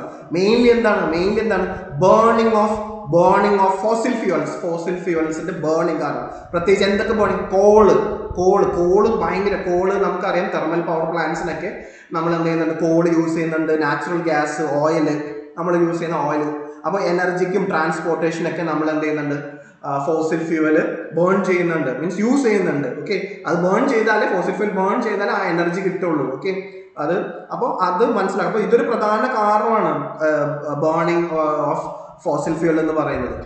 രണ്ടാമത്തെ കാരണം, ഇത് ഒന്നാമത്തെ കാരണം. രണ്ടാമത്തെ കാരണം എന്ന് പറയുന്നത് ഡിഫോറസ്റ്റേഷൻ ആണ്. ഓൾറെഡി ഞാൻ എക്സ്പ്ലെയിൻ ചെയ്തതാണ് എങ്ങനെയാണ് ഡിഫോറസ്റ്റേഷൻ കാർബൺ ഡയോക്സൈഡ് റിലീസ് ചെയ്യാനുള്ള കാരണം. ഓക്കെ, അപ്പോൾ ഒരു മേജർ കാർബൺ അല്ലെ ഗ്രീൻ ഹൗസ് ഗ്യാസിനെ കുറിച്ച് ഡിസ്കസ് ചെയ്തു. രണ്ടാമത്തെ എന്ന് പറഞ്ഞാൽ നൈട്രസ് ഓക്സൈഡ് ആണ്. അതും ഒരു പവർഫുൾ ഗ്രീൻ ഹൗസ് ഗ്യാസ് ആണ്.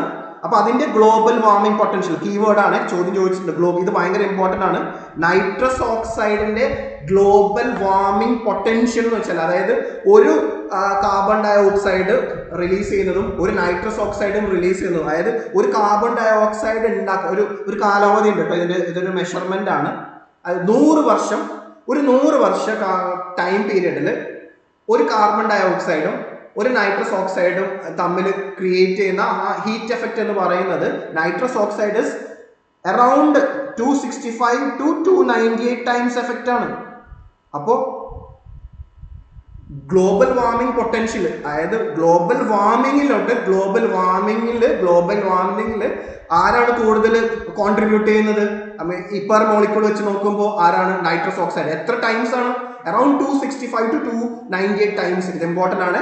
1-2 ടൈമിൽ പ്രിലിംസിന്റെ ക്വസ്റ്റ്യൻസ് ചോദിച്ചിട്ടുണ്ട്. ഓക്കെ, അപ്പോൾ ടോട്ടൽ ക്വാണ്ടിറ്റി വൈസ് ഞാൻ പറഞ്ഞില്ല, ഏകദേശം 75 മുതൽ 80% കാർബൺ ഡൈ ഓക്സൈഡ് ആണ്. പക്ഷേ നൈട്രോക്സ് ഓക്സൈഡിന്റെ കോൺട്രിബ്യൂഷൻ എത്രയേ ഉള്ളൂ? 6 to 7% ഉള്ളൂ. പക്ഷേ അവരുടെ പൊട്ടൻസി, ഗ്ലോബൽ വാർമിംഗിലേക്കുള്ള ഇത് ചെയ്യാനുള്ള കപ്പാസിറ്റി എന്ന് പറയുന്നത് വളരെ ഹൈ ആണ്. ഗ്ലോബൽ വാർമിംഗ് പൊട്ടൻഷ്യൽ വളരെ ഹൈ ആണ്. അപ്പൊ ആ കോൺട്രിബ്യൂഷൻ അറിയാം. അറ്റ്മോസ്ഫിയർ എത്രമാത്രം നൈട്രസ് ഓക്സൈഡ് ഇങ്ങനെ ഉണ്ട് എന്നുള്ളതും അറിഞ്ഞിരിക്കുക. അത് ഏകദേശം വരുന്നത് എന്തിലാണ് വരുന്നത്? 6 to 7. നമ്മൾ എമിഷൻ കാരണം വരുന്നത് 6 to 7% ആണ്. ഈ നൈട്രസ് ഓക്സൈഡിന് വേറൊരു ഇമ്പാക്ട് കൂടെ വെച്ചാൽ ഓസോൺ ഡിപ്ലീഷനും കാരണമാവുന്നുണ്ട്. ഇനി നൈട്രജന്റെ അല്ലെ നൈട്രസ് ഓക്സൈഡിന്റെ പ്രൈമറി സോഴ്സസ് എന്ന് വെച്ചാൽ, നാച്ചുറലി നമുക്ക് എർത്തിലേക്ക് നൈട്രജൻ സൈക്കിൾ വഴി ഉണ്ടാറുണ്ട്. ബട്ട് ഹ്യൂമൻ ആക്ടിവിറ്റീസ് ആണ് നമ്മളിവിടെ കൂടുതൽ ഫോക്കസ് ചെയ്യുന്നത്. Human activities primarily agricultural activities പ്രത്യേകിച്ച് നമ്മൾ ഫെർട്ടിലൈസേഴ്സ് യൂസ് ചെയ്യുന്നുണ്ട്. നമ്മൾ ഓർഗാനിക് ആണെങ്കിലും സിന്തറ്റിക് ഫെർട്ടിലൈസേഴ്സ് യൂസ് ചെയ്യുമ്പോൾ എന്താണ്, ഇപ്പം നമ്മൾ യൂറിയൊക്കെ ഉപയോഗിക്കുമ്പോൾ എന്ത് സംഭവിക്കാറുണ്ട്? നൈട്രജൻ റിലീസ് വരുന്നുണ്ട്. ഓക്കെ, പിന്നെ ഫോസിൽ ഫ്യൂൽ കമ്പഷനിൽ വരുന്നുണ്ട്. വേസ്റ്റ് വാട്ടർ മാനേജ്മെന്റിൽ, ഇൻഡസ്ട്രിയൽ പ്രോസസ്സിലൊക്കെ എന്ത് വരുന്നുണ്ട്? നൈട്രസ് ഓക്സൈഡ് ഡയോക്സൈഡ് റിലീസ് ചെയ്യുന്നുണ്ട്. ഓക്കെ, അപ്പൊ അത് അറിഞ്ഞിരിക്കുക. അപ്പൊ രണ്ടാമത്തെ അറിഞ്ഞിരിക്കുക. മൂന്നാമത്തെ ഗ്യാസ് എന്ന് പറയുന്നത് മീഥെയിൻ അതാണ്. അഗെയിൻ കാർബൺ ഡയോക്സൈഡിനെ അപേക്ഷിച്ച് എന്താണ്, അത് കുറച്ചും കൂടി എന്താണ് പൊട്ടന്റ് ആണ്. കുറച്ചും കൂടി കൂടുതൽ heat global warming potential contribute ചെയ്യുന്ന ഒരു ഗ്യാസസ് ആണ് മീഥെയിൻ. പക്ഷേ മീഥെയിൻ എൻ്റെ പ്രത്യേകത എന്ന് വെച്ചാൽ അത് കുറച്ച് ഷോർട്ടർ ടൈമേ ഉള്ളൂ. മീൻസ് ഏകദേശം, അതായത് അറ്റ്മോസ്ഫിയറിൽ മീഥെയിൻ അധികം നാളെ നിൽക്കില്ല. ഏകദേശം ഒരു ആവറേജ് എന്നൊക്കെ പറഞ്ഞാൽ 12 years ഒക്കെ നിൽക്കുള്ളൂ. കാർബൺ ഡയോക്സൈഡിനെ വെച്ച് നോക്കുമ്പോൾ നമുക്കറിയാം thousands of years നിൽക്കാറുണ്ടെങ്കിൽ മീഥെയിൻ എന്നാണ് 12 years മീൻസ് റിലീസ് ചെയ്ത് കഴിഞ്ഞാൽ അറ്റ്മോസ്ഫിയറിൽ നിൽക്കാറുള്ളൂ. പക്ഷേ ഇതിന്റെ ഇമ്പാക്ട് എന്ന് വെച്ചിട്ട് കാർബൺ ഡയോക്സൈഡിനെ കാട്ടി 25 times ഹീറ്റിനെ ട്രാപ്പ് ചെയ്യാനുള്ള കപ്പാസിറ്റി, അതായത് ഗ്രീൻ ഹൗസ് എഫക്റ്റ് ഉണ്ടാക്കാനുള്ള കപ്പാസിറ്റി അല്ലെ ഗ്ലോബൽ വാർമിംഗ് കപ്പാസിറ്റി ഉള്ള ഒരു ഗ്യാസ് ആണ് മീഥെയിൻ. അപ്പം അഗെയിൻ അത് മെഷർ ചെയ്യുന്നത് 100 വർഷത്തിലാണ്. അങ്ങനെയാണ് നമ്മൾ ഈ ഗ്ലോബൽ വാർമിംഗ് പൊട്ടൻഷ്യൽ നോക്കുന്നത്. അപ്പോൾ ഈ മൂന്ന് പ്രധാനപ്പെട്ട ഗ്യാസ് എടുക്കുകയാണെങ്കിൽ അതായത് കാർബൺ ഡയോക്സൈഡ് കഴിഞ്ഞാൽ പിന്നെ മീഥെയിൻ ആണ് കൂടുതൽ ഗ്ലോബൽ വാർമിങ്ങിന് കോൺട്രിബ്യൂട്ട് ചെയ്യുന്നത്. പിന്നെ വരുന്നത് നൈട്രസ് ഡയോക്സൈഡ് ആണ്. സോറി, നൈട്രസ് ഓക്സൈഡ് എന്നാണ് പറയുന്നത് കേട്ടോ. ഓക്കെ ഓക്കെ ഇനി ഇതിന്റെ മീഥേന്റെ contribution natural sources methane contribute ചെയ്യുന്നത് വെറ്റ്ലാൻഡ് ടെർമൈറ്റ്സ് എന്നാണ്. ബട്ട് ഹ്യൂമൻ ആണ് നമ്മൾ നോക്കേണ്ടത്. ഹ്യൂമൻ ഡ്രിവൻ ആയിട്ടുള്ള സോഴ്സസ് എന്ന് പറയുന്നത് ഒന്ന് അഗ്രികൾച്ചർ റിലേറ്റഡ് ആയിട്ട് വരുന്നുണ്ട്, റൈസ് കൾട്ടിവേഷൻ എന്ന് വരുന്നുണ്ട്, ലാൻഡ് ഫിൽസ് എന്ന് വരുന്നുണ്ട്, പിന്നെ കോള്, നാച്ചുറൽ ഗ്യാസ്, ഓയിൽ, അവിടെ നിന്നും എന്ത് വരുന്നുണ്ട്, മീഥേന്റെ കോൺട്രിബ്യൂഷൻ വരുന്നുണ്ട്. പിന്നെ ഇത് ഏറ്റവും കൂടുതൽ ഗ്ലോബൽ വാർമിംഗ് പൊട്ടൻഷ്യലുള്ള ഗ്രീൻ ഹൗസ് ഗ്യാസ് ഏതാണെന്ന് ചോദിച്ചാൽ അത് ഫ്ലൂറിനേറ്റഡ് ഗ്യാസസ് ആണ്. ഫ്ലൂറിന്റെ കണ്ടന്റ് ഉള്ള ഗ്യാസസ് ആണ്. അതിനാണ് ഫ്ലൂറിനേറ്റഡ് ഗ്യാസസ് എന്ന് പറയുന്നത്. എക്സാമ്പിൾ എന്താണ്? ഒന്ന് hydro fluoro carbon HFC, per fluoro carbon PFC, അല്ലെങ്കിൽ സൾഫർ എക്സാ ഫ്ലൂറൈഡ്. ഇവരൊക്കെ എന്താണ്? ഇവരെല്ലാം സൾഫർ എക്സാ ഫ്ലൂറൈഡ്, ഇതെല്ലാം ഫ്ലൂറൈഡ് ഉള്ള ഗ്രീൻ ഹൗസ് ഗ്യാസസ് ആണ്. കൂടുതൽ ഗ്ലോബൽ വാർമിങ്ങിന് ഇമ്പാക്ട് ഉണ്ടാക്കുന്ന ഗ്യാസസ്. ഓക്കെ, അപ്പോൾ അത് ഭയങ്കര പൊട്ടന്റ്, എക്സ്ട്രീംലി പൊട്ടന്റ് എന്ന് പറയുന്നത് അതാണ്. എക്സ്ട്രീംലി പൊട്ടന്റ് എന്ന് പറയുന്നത് ഞാനൊരു ബോക്സിൽ ഇത് 4 ഗ്യാസസും അവരുടെ ഗ്ലോബൽ വാർമിംഗ് പൊട്ടൻഷ്യലും ഞാൻ നിങ്ങൾക്ക് അതിൽ മെറ്റീരിയൽ ഉണ്ട്, നിങ്ങൾക്ക് അത് ഡിസ്കസ് ചെയ്യാം. ഓക്കെ, അപ്പോൾ ഇനി നമുക്ക് നോക്കാം. 2022 ചോദിച്ച ഒരു ചോദ്യമാണ് എന്താണ്? Which of the following is or are correct about green house gas effect? ശരിയായ ഉത്തരമാണ് ചോദിച്ചത്. നിങ്ങൾക്ക് ആൻസർ ചെയ്യാൻ പറ്റും, ഈസി ആയിട്ട് ആൻസർ ചെയ്യാൻ പറ്റും. നൈട്രസ് ഓക്സൈഡ്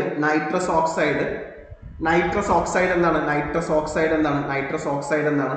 ഒരു ഗ്രീൻ ഹൗസ് ഗ്യാസ് ആണ്. നൈട്രസ് ഓക്സൈഡ് ഒരു ഗ്രീൻ ഹൗസ് ഗ്യാസ് ആണ്. അതേപോലെ കാർബൺ ഡയോക്സൈഡ് എന്ന് പറയുന്നതും എന്താണ്? ഒരു ഗ്രീൻ ഹൗസ് ഗ്യാസ് ആണ്. മീഥേനും എന്താണ്? ഒരു ഗ്രീൻ ഹൗസ് ഗ്യാസ് ആണ്. അപ്പം 3 സ്റ്റേറ്റ്മെന്റും കറക്റ്റ് ആണ്. Answer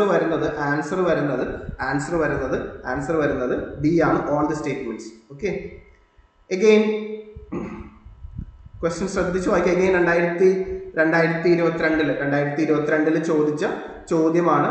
make up the major share of greenhouse ഗ്യാസിലോട്ട് മേജർ ഷെയർ കോൺട്രിബ്യൂട്ട് ചെയ്യുന്ന ഗ്യാസ് ഏതാണ്?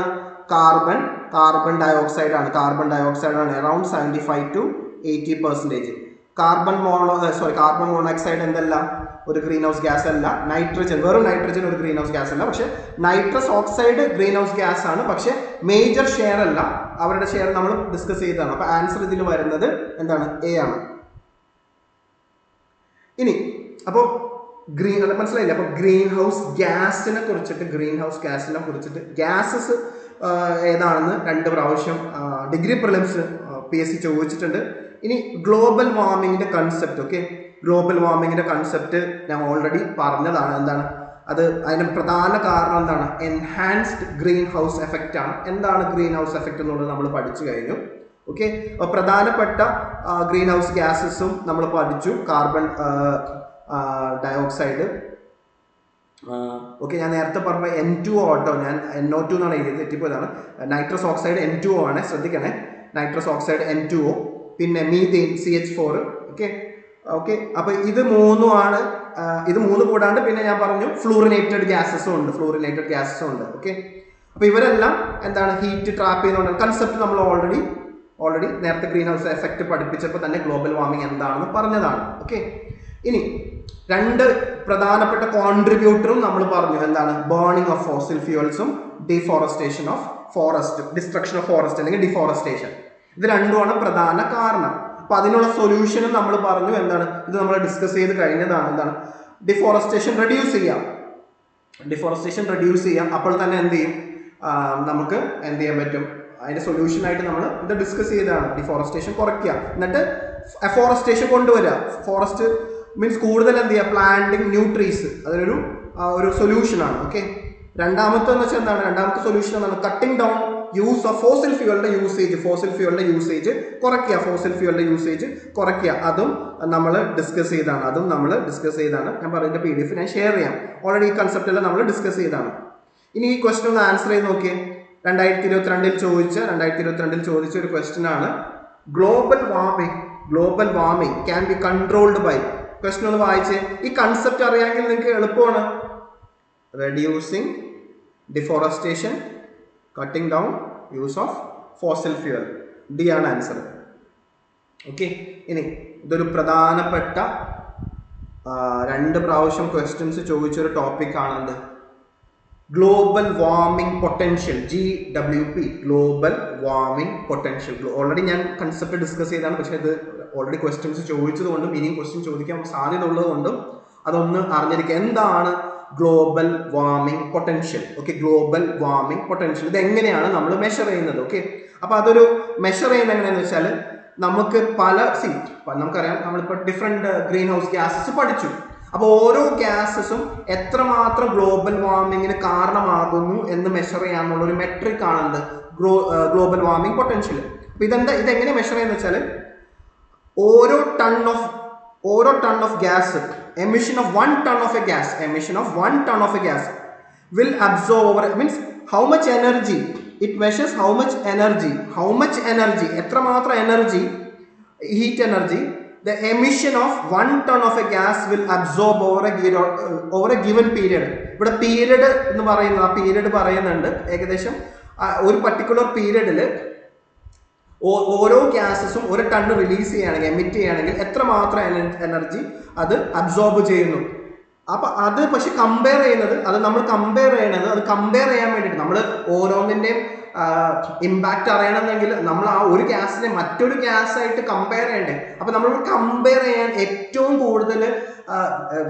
കുറവ് ഇമ്പാക്റ്റ് ഉള്ള ഗ്രീൻ ഹൗസ് ഗ്യാസിനെ വെച്ചിട്ടാണ് നമ്മൾ എന്ത് ചെയ്യുന്നത്, ഇതിന് ഈ പൊട്ടൻഷ്യൽ കമ്പയർ ചെയ്യുന്നത്, അതായത് ഗ്ലോബൽ വാർമിംഗ് പൊട്ടൻഷ്യൽ കമ്പയർ ചെയ്യുന്നത്. അപ്പം നമ്മൾ അതിന് യൂസ് ചെയ്യുന്നത് 1 ton of carbon dioxide 1 ton of carbon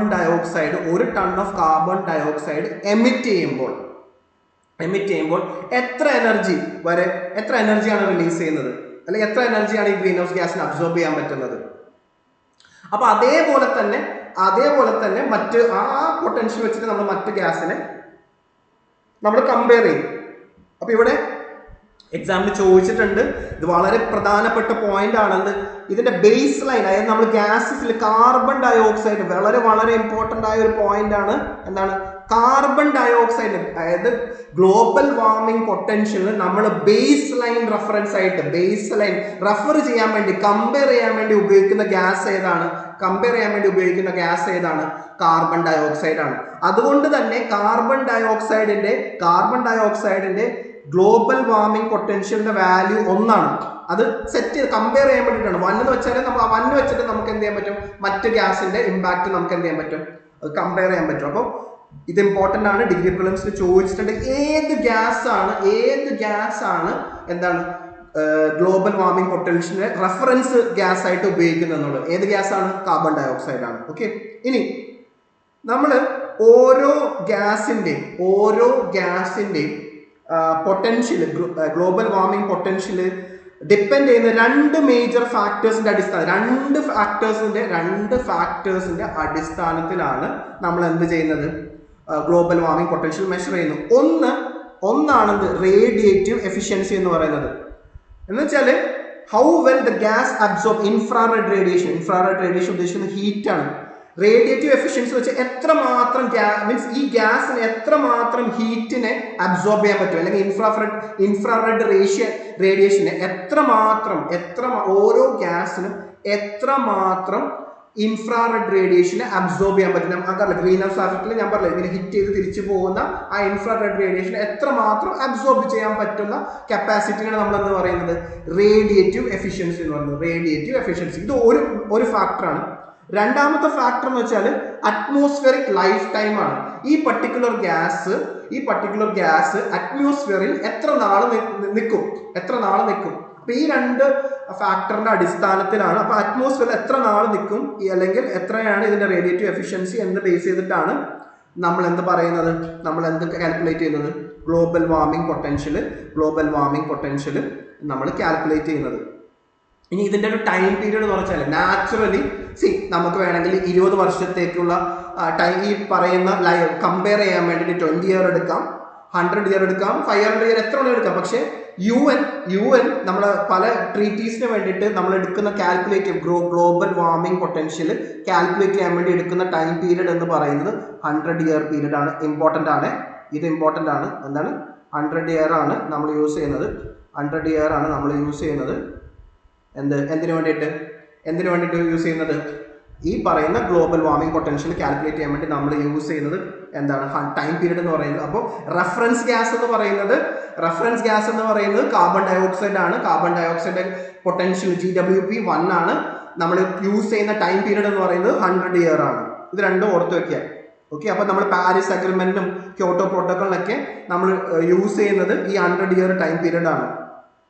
okay, പിന്നെ നമുക്ക് ഈ കൺസെപ്റ്റോടുള്ള വേറൊരു ഗുണം എന്ന് വെച്ചാൽ രാജ്യങ്ങൾക്കൊക്കെ ഓക്കെ മീൻസ് എത്രമാത്രം എന്താണ് ഓരോ രാജ്യങ്ങൾക്കും അവർ എന്ത് സ്ട്രാറ്റജിയാണ് മീൻസ് ഇപ്പം ചില ആഫ്രിക്കയിലെ പോലുള്ള വളരെ സാമ്പത്തികമായിട്ട് പിന്നോട്ട് നിൽക്കുന്ന നമ്മൾ പറയും ലീസ്റ്റ് ഡെവലപ്ഡ് കൺട്രീസ് ഒക്കെ ഉണ്ടല്ലോ, അല്ലെങ്കിൽ ഡെവലപ്പിംഗ് കൺട്രീസ് ഉണ്ടല്ലോ. അപ്പോൾ അവർക്ക് ഈ പറയുന്ന ഗ്രീൻ ഹൗസ് ഗ്യാസ് കുറയ്ക്കണമെന്നുണ്ടെങ്കിൽ അതിന് ചെലവ് കൂടുതലാണ്. നിങ്ങളൊന്ന് ആലോചിച്ച് നോക്കിയേ, ഒരു ഡീസൽ പെട്രോൾ കാറിൽ നിന്ന് ഒരു ഇലക്ട്രിക് കാറിലോട്ട് മാറുമ്പോൾ എന്താ സംഭവിക്കുന്നത്?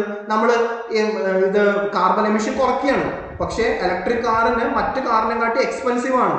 അതേപോലെ നമ്മൾ ഈ എനർജി ഈ ഫോസിൽ ഫ്യൂവലിന് പകരം നമ്മൾ മറ്റ് എനർജിയിലോട്ട് കൺവേർട്ട് ചെയ്യുമ്പോൾ അതിൽ ഒരുപാട് ഇൻവെസ്റ്റ്മെന്റും ഒരുപാട് എക്സ്പെൻസസ് ഉണ്ട്. അപ്പോൾ അത് ഡെവലപ്പിംഗ് കൺട്രീസിന് അത് മാനേജ് ചെയ്യാൻ പറ്റില്ല.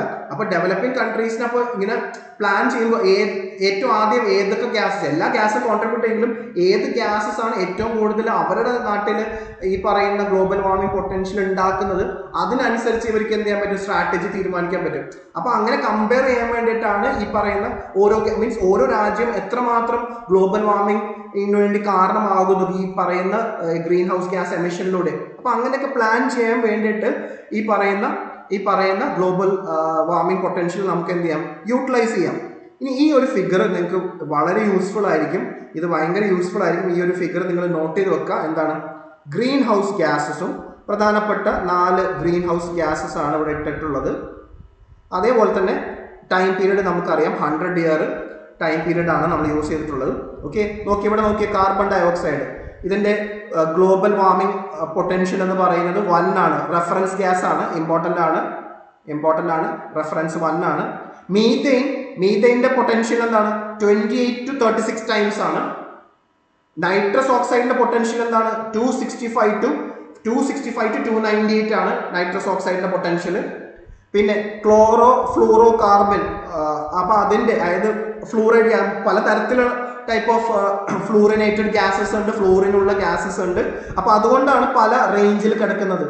അപ്പോൾ ഏറ്റവും കൂടുതൽ ഗ്ലോബൽ വാർമിംഗ് പൊട്ടൻഷ്യൽ ഉള്ള ഇമ്പാക്റ്റ് ഉള്ള ഗ്യാസസ് ആണെന്ത് ഫ്ലൂറോ കാർബൺ അല്ലെങ്കിൽ ഫ്ലൂറിനേറ്റഡ് ഗ്യാസസ് എന്ന് പറയുന്നത്. അപ്പോൾ ഈ ഒരു ഓർഡർ ഇത് പഠിച്ചു വെച്ചോ, മെറ്റീരിയൽ ഞാൻ ഇന്ന് ഇൻസ്റ്റിറ്റ്യൂട്ടിൽ നിങ്ങൾക്ക് ഷെയർ ചെയ്യും, ഇത് പഠിച്ചു വെച്ചോ എക്സാമിന് പോകുന്നതിന് മുന്നോടിയായിട്ട്. ഓക്കെ, ഈ ടോപ്പിക്ക് നിങ്ങൾക്ക് പ്രിലിംസിന് മാത്രമല്ല മെയിൻസിനും ഇമ്പോർട്ടൻ്റ് ആണ്. ഇനി ഗ്ലോബൽ വാർമിംഗ് പൊട്ടൻഷ്യൽ, ഓക്കെ, ഇത് കണ്ടാൽ നിങ്ങൾ പേടിക്കും. ഓക്കെ, ഈ ക്വസ്റ്റ്യൻ കണ്ടാൽ നിങ്ങൾ പേടിക്കും. പക്ഷേ ഇത് കൺസെപ്റ്റ് മനസ്സിലാക്കി കഴിഞ്ഞാൽ ഇത് നിങ്ങൾക്ക് വളരെ ഈസിയാണ്. ഇത് 2025 നമുക്കറിയാം 2025 സ്റ്റേജ് 1 ക്വസ്റ്റ്യൻ പേപ്പർ കുറച്ച് ഡിഫിക്കൽട്ട് ആയിരുന്നു. ഓക്കെ, അപ്പോൾ 5 സ്റ്റേറ്റ്മെന്റ് ക്വസ്റ്റ്യൻ ആയിട്ടാണ്, 5 സ്റ്റേറ്റ്മെന്റ് ഉള്ള ക്വസ്റ്റ്യൻ ആയിട്ടാണ് വന്നിട്ടുള്ളത്. 5 സ്റ്റേറ്റ്മെന്റ് ഉള്ള ക്വസ്റ്റ്യൻ ആണ് വന്നിട്ടുള്ളത്. ഇപ്പം ഇവിടെ രസം എന്താണെന്ന് വെച്ചാൽ ഞാൻ പറയാറുണ്ട്, നിങ്ങൾക്ക് 4 സ്റ്റേറ്റ്മെന്റ് 5 സ്റ്റേറ്റ്മെന്റ് വന്നു കഴിഞ്ഞാൽ 4 സ്റ്റേറ്റ്മെന്റിലുള്ള ക്വസ്റ്റ്യൻ വന്നാലോ അല്ലെങ്കിൽ 5 സ്റ്റേറ്റ്മെന്റിലുള്ള ക്വസ്റ്റ്യൻ വന്നാലോ ആ ടോപ്പിക്ക് നിങ്ങൾക്ക് ഈസി ആകും. മീൻസ് ആ ക്വസ്റ്റ്യൻ ആൻസർ ചെയ്യാനുള്ള ചാൻസസ് കൂടുതലാണ്. എന്തുണ്ടായാൽ മതി, ആ ടോപ്പിക്കിനെ കുറിച്ചിട്ടൊരു ബേസിക് ആയിട്ടുള്ള നോളജ് ഉണ്ടായാൽ മതി. ഇപ്പൊ ഇവിടെ ഈ അഞ്ച് സ്റ്റേറ്റ്മെന്റിൽ നിങ്ങൾക്ക് ഈ കൺസെപ്റ്റ്, അതായത് ഗ്ലോബൽ വാർമിംഗ് പൊട്ടൻഷ്യൽ എന്ന കൺസെപ്റ്റ് പഠിച്ചു കഴിഞ്ഞാൽ നമുക്ക് ഒരു കാര്യം വ്യക്തമാണ്, തേർഡ് സ്റ്റേറ്റ്മെന്റ് തെറ്റാണെന്നുള്ളത്. ഞാൻ വെറുതെ കാണിക്കാം. തേർഡ് സ്റ്റേറ്റ്മെന്റ് വായിക്കുമ്പോൾ തന്നെ അറിയാം, methane is the gas used as reference to calculate. അപ്പൊ തേർഡ് സ്റ്റേറ്റ്മെന്റ് തെറ്റാണ് അല്ലേ? തേർഡ് സ്റ്റേറ്റ്മെന്റ് തെറ്റാണെന്നുണ്ടെങ്കിൽ നമുക്കൊന്ന് വെറുതെ ഓപ്ഷനിലോട്ട് പോകാം. മറ്റേ വായിക്കണം. ഓക്കെ, ഓപ്ഷനിലോട്ട് പോയി കഴിഞ്ഞാൽ ബിയിൽ 3 ഉണ്ട്, എയിൽ 3 ഉണ്ട്, ഡിയിലും 3 ഉണ്ട്. ഒറ്റ സ്റ്റേറ്റ്മെന്റ് വായിച്ചതോടുകൂടി അത് തെറ്റാണെന്ന് മനസ്സിലാക്കിയതോടുകൂടി നേരെ നമ്മൾ എലിമിനേഷൻ മെത്തേഡ് ട്രൈ ചെയ്തപ്പോഴത്തേക്കും ആൻസർ കിട്ടി. അപ്പം ഇങ്ങനെ 4-5 സ്റ്റേറ്റ്മെന്റ് വരുന്ന ക്വസ്റ്റ്യൻ കാണുമ്പോൾ പേടിച്ച് പോകാണ്ട് ആ ടോപ്പിക്, അതാണ് ഞാൻ പറയുന്നത്, അതാണ് നിങ്ങളോട് എപ്പോഴും ഞാൻ പറയുന്നത്, സിലബസ് പറയുന്ന ടോപ്പിക്. അപ്പൊ ഈ ഗ്ലോബൽ വാർമിംഗ് പൊട്ടൻഷ്യൽ ഉള്ളത്, ഗ്ലോബൽ വാർമിംഗ് എന്ന ടോപ്പിക് നിങ്ങൾക്ക് സിലബസിൽ പറയുന്നുണ്ടല്ലോ. ഇനി ഗ്ലോബൽ വാർമിംഗ് പൊട്ടൻഷ്യൽ ഉള്ളത് ആദ്യമായിട്ട് ചോദിച്ച ക്വസ്റ്റ്യൻ അല്ല, മുമ്പ് പല തവണ ആയിട്ട് ചോദിച്ചിട്ടുണ്ട്. ഇപ്പൊ ഇവിടെ നോക്കിയ 2 തവണ ആയിട്ട് 2025 രണ്ട് സ്റ്റേജിലും ഗ്ലോബൽ വാർമിംഗ് പൊട്ടൻഷ്യലിനെ കുറിച്ച് ചോദിച്ചിരുന്നു. ഓക്കെ, അപ്പോൾ ഇനി തിരിച്ച് ക്വസ്റ്റ്യനിലോട്ട് വരികയാണെങ്കിൽ ബാക്കി നമുക്കറിയാം. അപ്പം എന്താണ് ശരിയുള്ളത്? അപ്പൊ ആൻസർ നമുക്ക് കിട്ടി. ഇനി നമുക്ക് വേണ്ടത് എന്താണ്? ആ കൺസെപ്റ്റ് ഒന്ന് വായിച്ചു നോക്കലാണ്. Okay, it refers to global warming potential refers to the quantity of heat trapped by a greenhouse gas in the atmosphere compared to carbon dioxide. ശരിയാണ്.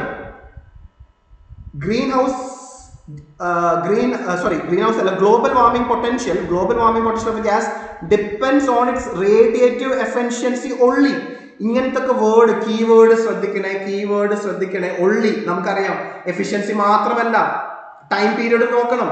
അപ്പൊ ഇങ്ങനെ ഒള്ളി എന്നൊക്കെ വരുമ്പോൾ ആ കീവേഡ് വരുമ്പോൾ ശ്രദ്ധിക്കണം, അത് ശ്രദ്ധിച്ച് വായിക്കണം ആ സ്റ്റേറ്റ്മെന്റ്. അപ്പൊ അതുകൊണ്ട് ആ സ്റ്റേറ്റ്മെന്റ് തെറ്റാണ്. മൂന്നാമത്തെ തെറ്റാന്നറിയാം. ടൈം പീരീഡ് 100 ആണെന്നറിയാം. ഇതിന്റെ concept use to balance the ecosystem exchange of multiple green, ഇതും ശരിയാണെന്നറിയാം. അപ്പൊ ഓൾറെഡി നമുക്ക് ആൻസർ കിട്ടി. അപ്പൊ 1, 4, 5 എന്താണ് ആൻസർ? കറക്റ്റ് ആണ്. അതാണ് ആൻസർ. സി ആണ് ആൻസർ. ഓക്കെ, സ്റ്റേറ്റ്മെന്റ് കറക്റ്റ് ആണ്, സി ആണ് ആൻസർ. അപ്പൊ ഈ ഒരു മെത്തേഡ് നിങ്ങൾ, അതായത് ഇനി വരാൻ പോകുന്ന പ്രിലിംസിലാണെങ്കിലും മെയിൻസിലാണെങ്കിലും നിങ്ങൾ സിലബസിനനുസരിച്ച് അത്യാവശ്യം ബേസിക് കൺസെപ്റ്റ് ഉണ്ടാക്കി കഴിഞ്ഞാൽ ഈ 4 സ്റ്റേറ്റ്മെന്റ് 5 സ്റ്റേറ്റ്മെന്റ് ക്വസ്റ്റ്യൻ വരുമ്പോൾ നിങ്ങൾ പേടിക്കേണ്ട. എന്ത് ചെയ്യുക, അത് അറ്റംപ്റ്റ് ചെയ്യാൻ ശ്രമിക്കുക. ഒന്ന് വായിച്ച് നോക്കുക, ഇതിൽ ഏതെങ്കിലും സ്റ്റേറ്റ്മെന്റ് നിങ്ങൾക്ക് അറിയാവുന്നുണ്ടോ നോക്കുക. അത് വെച്ചിട്ട് എലിമിനേഷൻ മെത്തേഡ് വെച്ചിട്ട് ആൻസർ ചെയ്യാൻ പറ്റും, ആൻസറിലോട്ട് എത്താൻ പറ്റുന്നുണ്ടോ നോക്കുക. ഓക്കെ, ഇനി ഇത് PSC ഇത് ക്യാൻസൽ ചെയ്ത ക്വസ്റ്റ്യൻ ആണ്. PSC ഇത് ക്യാൻസൽ ചെയ്ത ക്വസ്റ്റ്യൻ ആണ്. ഓക്കെ, അപ്പൊ ഇതില് നോക്കിക്കഴിഞ്ഞാൽ ഇത് ക്യാൻസൽ ചെയ്യാനുള്ള കാരണം അതായത് ചോദ്യം ഇതാണ്: methane has A lower global warming potential. Methane has a lower global warming potential than the following greenhouse gas എന്നാണ് പറയുന്നത്.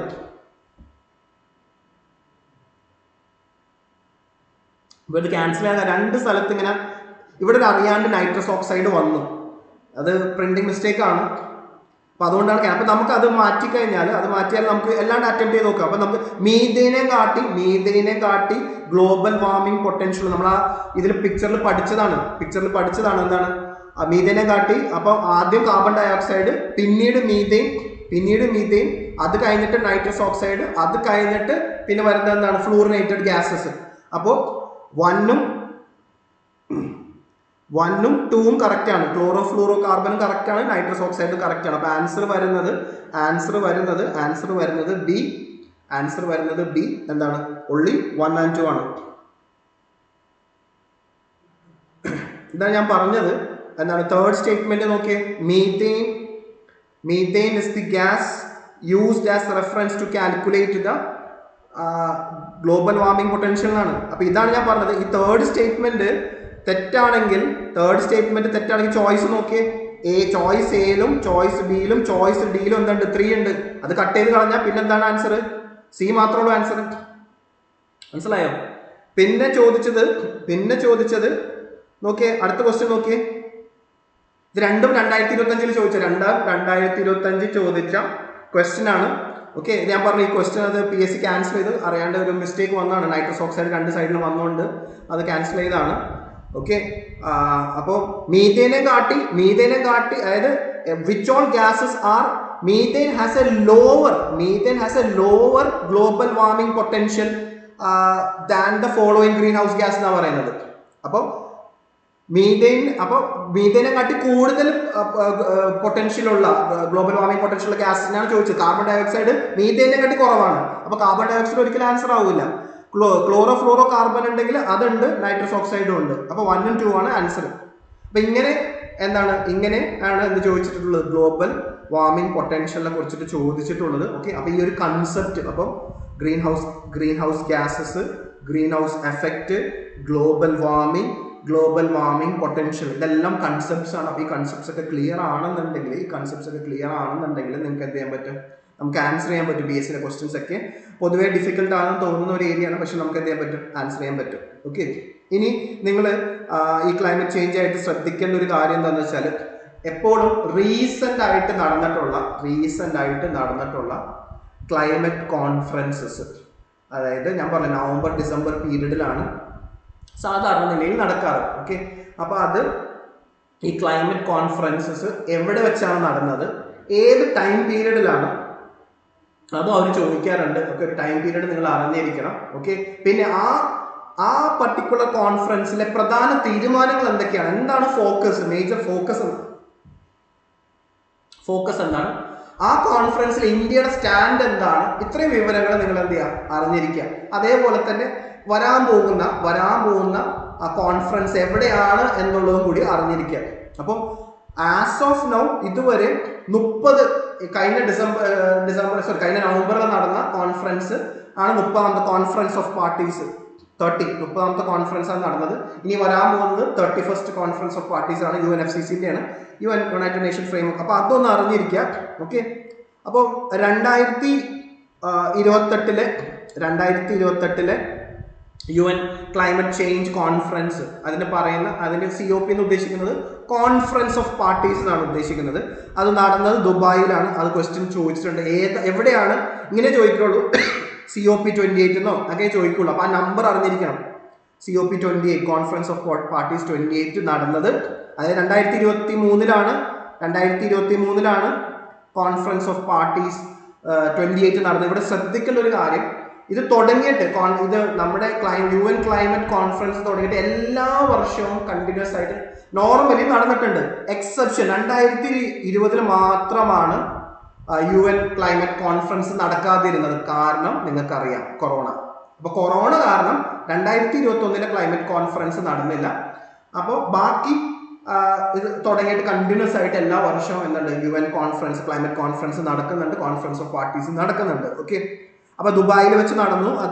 ഇത് ഇങ്ങനെ ഞാൻ അടുത്ത് പറയാൻ ഇങ്ങനെ ക്വസ്റ്റ്യൻ ചോദിച്ചിട്ടുണ്ട്. ഈ 2023 നടന്ന കോൺഫറൻസ് ഡിസംബർ 13 അവസാനിച്ചത്. അപ്പോൾ സാധാരണ ടൈമിനെ കാട്ടി കൂടുതൽ ഒരു എക്സ്ട്രാ ഡേ എക്സ്റ്റെൻഡ് ചെയ്തിട്ടാണ് ഇത് കംപ്ലീറ്റ് ചെയ്തത്.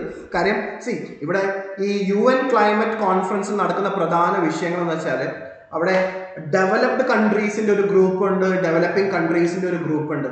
ഈ ഡെവലപ്ഡ് കൺട്രീസ് എന്ന് പറയുമ്പോൾ USA, യൂറോപ്പ് പോലുള്ള രാജ്യങ്ങൾ പറയണത് എന്താണെന്ന് വെച്ചാൽ, ഇന്ത്യ, ചൈന പോലുള്ള ഡെവലപ്പിംഗ് കൺട്രീസ് ഇപ്പോൾ ഗ്രീൻ ഹൗസ് ഗ്യാസ് കൂടുതൽ എമിറ്റ് ചെയ്തിട്ടുണ്ട്. അപ്പോൾ അതുകൊണ്ട് തന്നെ നിങ്ങൾ എന്ത് ചെയ്യണം, നിങ്ങൾ കൂടുതൽ എന്ത് ചെയ്യണം, ഗ്രീൻ ഹൗസ് ഗ്യാസ് കുറയ്ക്കാൻ വേണ്ടിയിട്ട് നിങ്ങൾ കൂടുതൽ ഇനീഷ്യേറ്റീവ് എടുക്കണം. അപ്പോൾ ഇന്ത്യയും ചൈനയും തിരിച്ചങ്ങോട്ട് പറയുന്നത് വെച്ചാൽ, ഈ ഗ്രീൻ ഹൗസ് ഗ്യാസ് ഒരു ദിവസം കൊണ്ട് റിലീസ് ചെയ്തതല്ല. ഇത് കഴിഞ്ഞ 200-300 വർഷമായിട്ട്, അതായത് ഇംഗ്ലണ്ടിൽ തുടങ്ങിയ ഇൻഡസ്ട്രിയൽ റവല്യൂഷൻ അവിടെ നിന്ന് തുടങ്ങിയതാണ്. ഇതിങ്ങനെ അക്യൂമുലേറ്റ് ഞാൻ പറഞ്ഞു, ഒരു കാർബൺ ഡൈ ഓക്സൈഡ് ഒക്കെ ഒരു പ്രാവശ്യം റിലീസ് ചെയ്ത് കഴിഞ്ഞാൽ അവിടെ 1000 വർഷം അവിടെ കിടക്കും. ഓക്കെ, അപ്പോൾ വർഷങ്ങളായിട്ട് ഈ ഇൻഡസ്ട്രിയലൈസ്ഡ് നേഷൻസ് ഇതെങ്ങനെ, ഇവരൊക്കെ ഈ ക്യാപിറ്റലിസ്റ്റ് കൺട്രീസ് ഡെവലപ്ഡ് ആയത് എങ്ങനെയാണ്, ഇൻഡസ്ട്രിയലൈസേഷൻ കൊണ്ടാണ്. അപ്പോൾ അവർ ഒരുപാട് ഫോസിൽ ഫ്യൂവൽ യൂസ് ചെയ്തിട്ടുണ്ട്. അപ്പോൾ ഒരുപാട് കാർബൺ എമിഷൻ അവർ നടത്തിയിട്ടുണ്ട്. ഇപ്പൊ അവർ ഡെവലപ്ഡ് ആയപ്പോൾ എന്ത് ചെയ്ത്, അവർ ഇൻഡസ്ട്രിയിൽ നിന്ന് കൂടുതൽ സർവീസ് ഓറിയന്റഡ് എക്കണോമി ആയി. അവരുടെ കയ്യിൽ പൈസ ഉള്ളത് കൊണ്ട് അവർക്ക് അവരുടെ ഇൻഡസ്ട്രീസിലൊക്കെ കാർബൺ എമിഷൻ കുറയ്ക്കാൻ സാധിച്ചിട്ടുണ്ട്. പക്ഷെ അതേപോലെയല്ല ഇന്ത്യയും ചൈനയൊക്കെ. ഓക്കെ, പ്രത്യേകിച്ച് ഇന്ത്യയുടെ കേസ് എന്ന് പറയുകയാണെങ്കിൽ നമുക്കറിയാം 1947 നമ്മൾ ഇൻഡിപെൻഡന്റ് ആണ്. അതുവരെ നമ്മളൊരു കോളനി ആയിരുന്നു. തുടക്കകാലത്ത് നമ്മൾ ഒരുപാട് ബുദ്ധിമുട്ടൊക്കെ അനുഭവിച്ചു. ഈ കഴിഞ്ഞ കുറച്ച് എക്കണോമിക്സ് റിഫോംസിന് ശേഷമാണ് ഒരു പ്രോപ്പർ എക്കണോമിക് ഗ്രോത്ത് ഉണ്ടായതും ഇപ്പോഴത്തെ ഒരു അവസ്ഥയിൽ എക്കണോമിക് സൈസ് വെച്ചിട്ട് ഇത്രയും വലുതായത്. പക്ഷെ ഇന്ത്യ പറയുന്നത് വെച്ചാൽ, ഇന്ത്യയിൽ ഏകദേശം 140 കോടിന് മേലെ ജനങ്ങളുണ്ട്. ഓക്കെ. അപ്പൊ 140, ഇപ്പൊ യൂറോപ്പ് ആണെങ്കിൽ ഇപ്പൊ ഇന്ത്യയുടെ ഒരു സ്റ്റേറ്റ് ഉത്തർപ്രദേശിന്റെ പോപ്പുലേഷൻ പോലും യൂറോപ്പിനില്ല. അപ്പൊ നമ്മൾ പറയുന്നത് നിങ്ങൾ വെറുതെ ഗ്രീൻ ഹൗസ് ഗ്യാസ് എമിഷൻ പറയല്ലേ, green house GHG green house gas emission പറയല്ലേ, പകരം per capita green house gas emission per capita എന്ന കൺസെപ്റ്റ് എടുക്കൂ. പെർ ക്യാപിറ്റ എന്ന് വെച്ചാൽ നിങ്ങൾ നാഷണൽ ഇൻകത്തിൽ പഠിച്ചില്ലേ, നാഷണൽ പെർ ക്യാപിറ്റ ഇൻകം എന്താണ്, national income divided by population. അതേപോലെ green house gas emission divided by the total population of that country. നിങ്ങൾ ഓരോ ജനങ്ങളെ വെച്ചിട്ട് കാൽക്കുലേറ്റ് ചെയ്യും. അങ്ങനെ വെച്ച് നോക്കുമ്പോൾ നിങ്ങൾ ടോട്ടൽ ഒരു രാജ്യം എടുത്ത ഗ്രീൻ ഹൗസ് ഗ്യാസ് നോക്കാണ്ട് ഇവിടെ എത്ര ജനങ്ങളുണ്ടെന്ന് മനസ്സിലാക്കി അവരുടെ എത്ര പേര് ഇപ്പൊ നമ്മൾ 140 കോടിന് മേലെ ഇപ്പൊ ഏകദേശം 150 കോടി വരെ ഉണ്ട്. അതിൽ എത്രയോ ജനങ്ങൾ പൂവർ പീപ്പിൾ ആണ്. അവരിപ്പോഴും അഗ്രികൾച്ചർ ആണെങ്കിൽ അവർക്ക് പെട്ടെന്ന് എന്ത് ചെയ്യാൻ പറ്റില്ല, ഈ പറയുന്ന ഈ എക്സ്പെൻസീവ് ആയിട്ടുള്ള ഈ ക്ലീൻ എനർജിയിലൊക്കെ ഒന്നും പെട്ടെന്ന് മാറാൻ പറ്റില്ല. അപ്പൊ അതിന് ഗവൺമെന്റ് സഹായിക്കുന്നുണ്ട്, അവരെല്ലാം ശ്രമിക്കുന്നുണ്ട്. അപ്പൊ ഞങ്ങൾക്ക് സമയം തരണം. അപ്പൊ ഞങ്ങളുടെ കോൺട്രിബ്യൂഷൻ എന്തായിരിക്കും, വെറും ടോട്ടൽ ഗ്രീൻ ഹൗസ് ഗ്യാസ് വെച്ചിട്ട് ഞങ്ങളെ കമ്പയർ ചെയ്യേണ്ട, ഞങ്ങളെ പെർ ക്യാപിറ്റൽ വെച്ച് കമ്പയർ ചെയ്യുന്നതാണ് ഇന്ത്യയുടെ വാദം.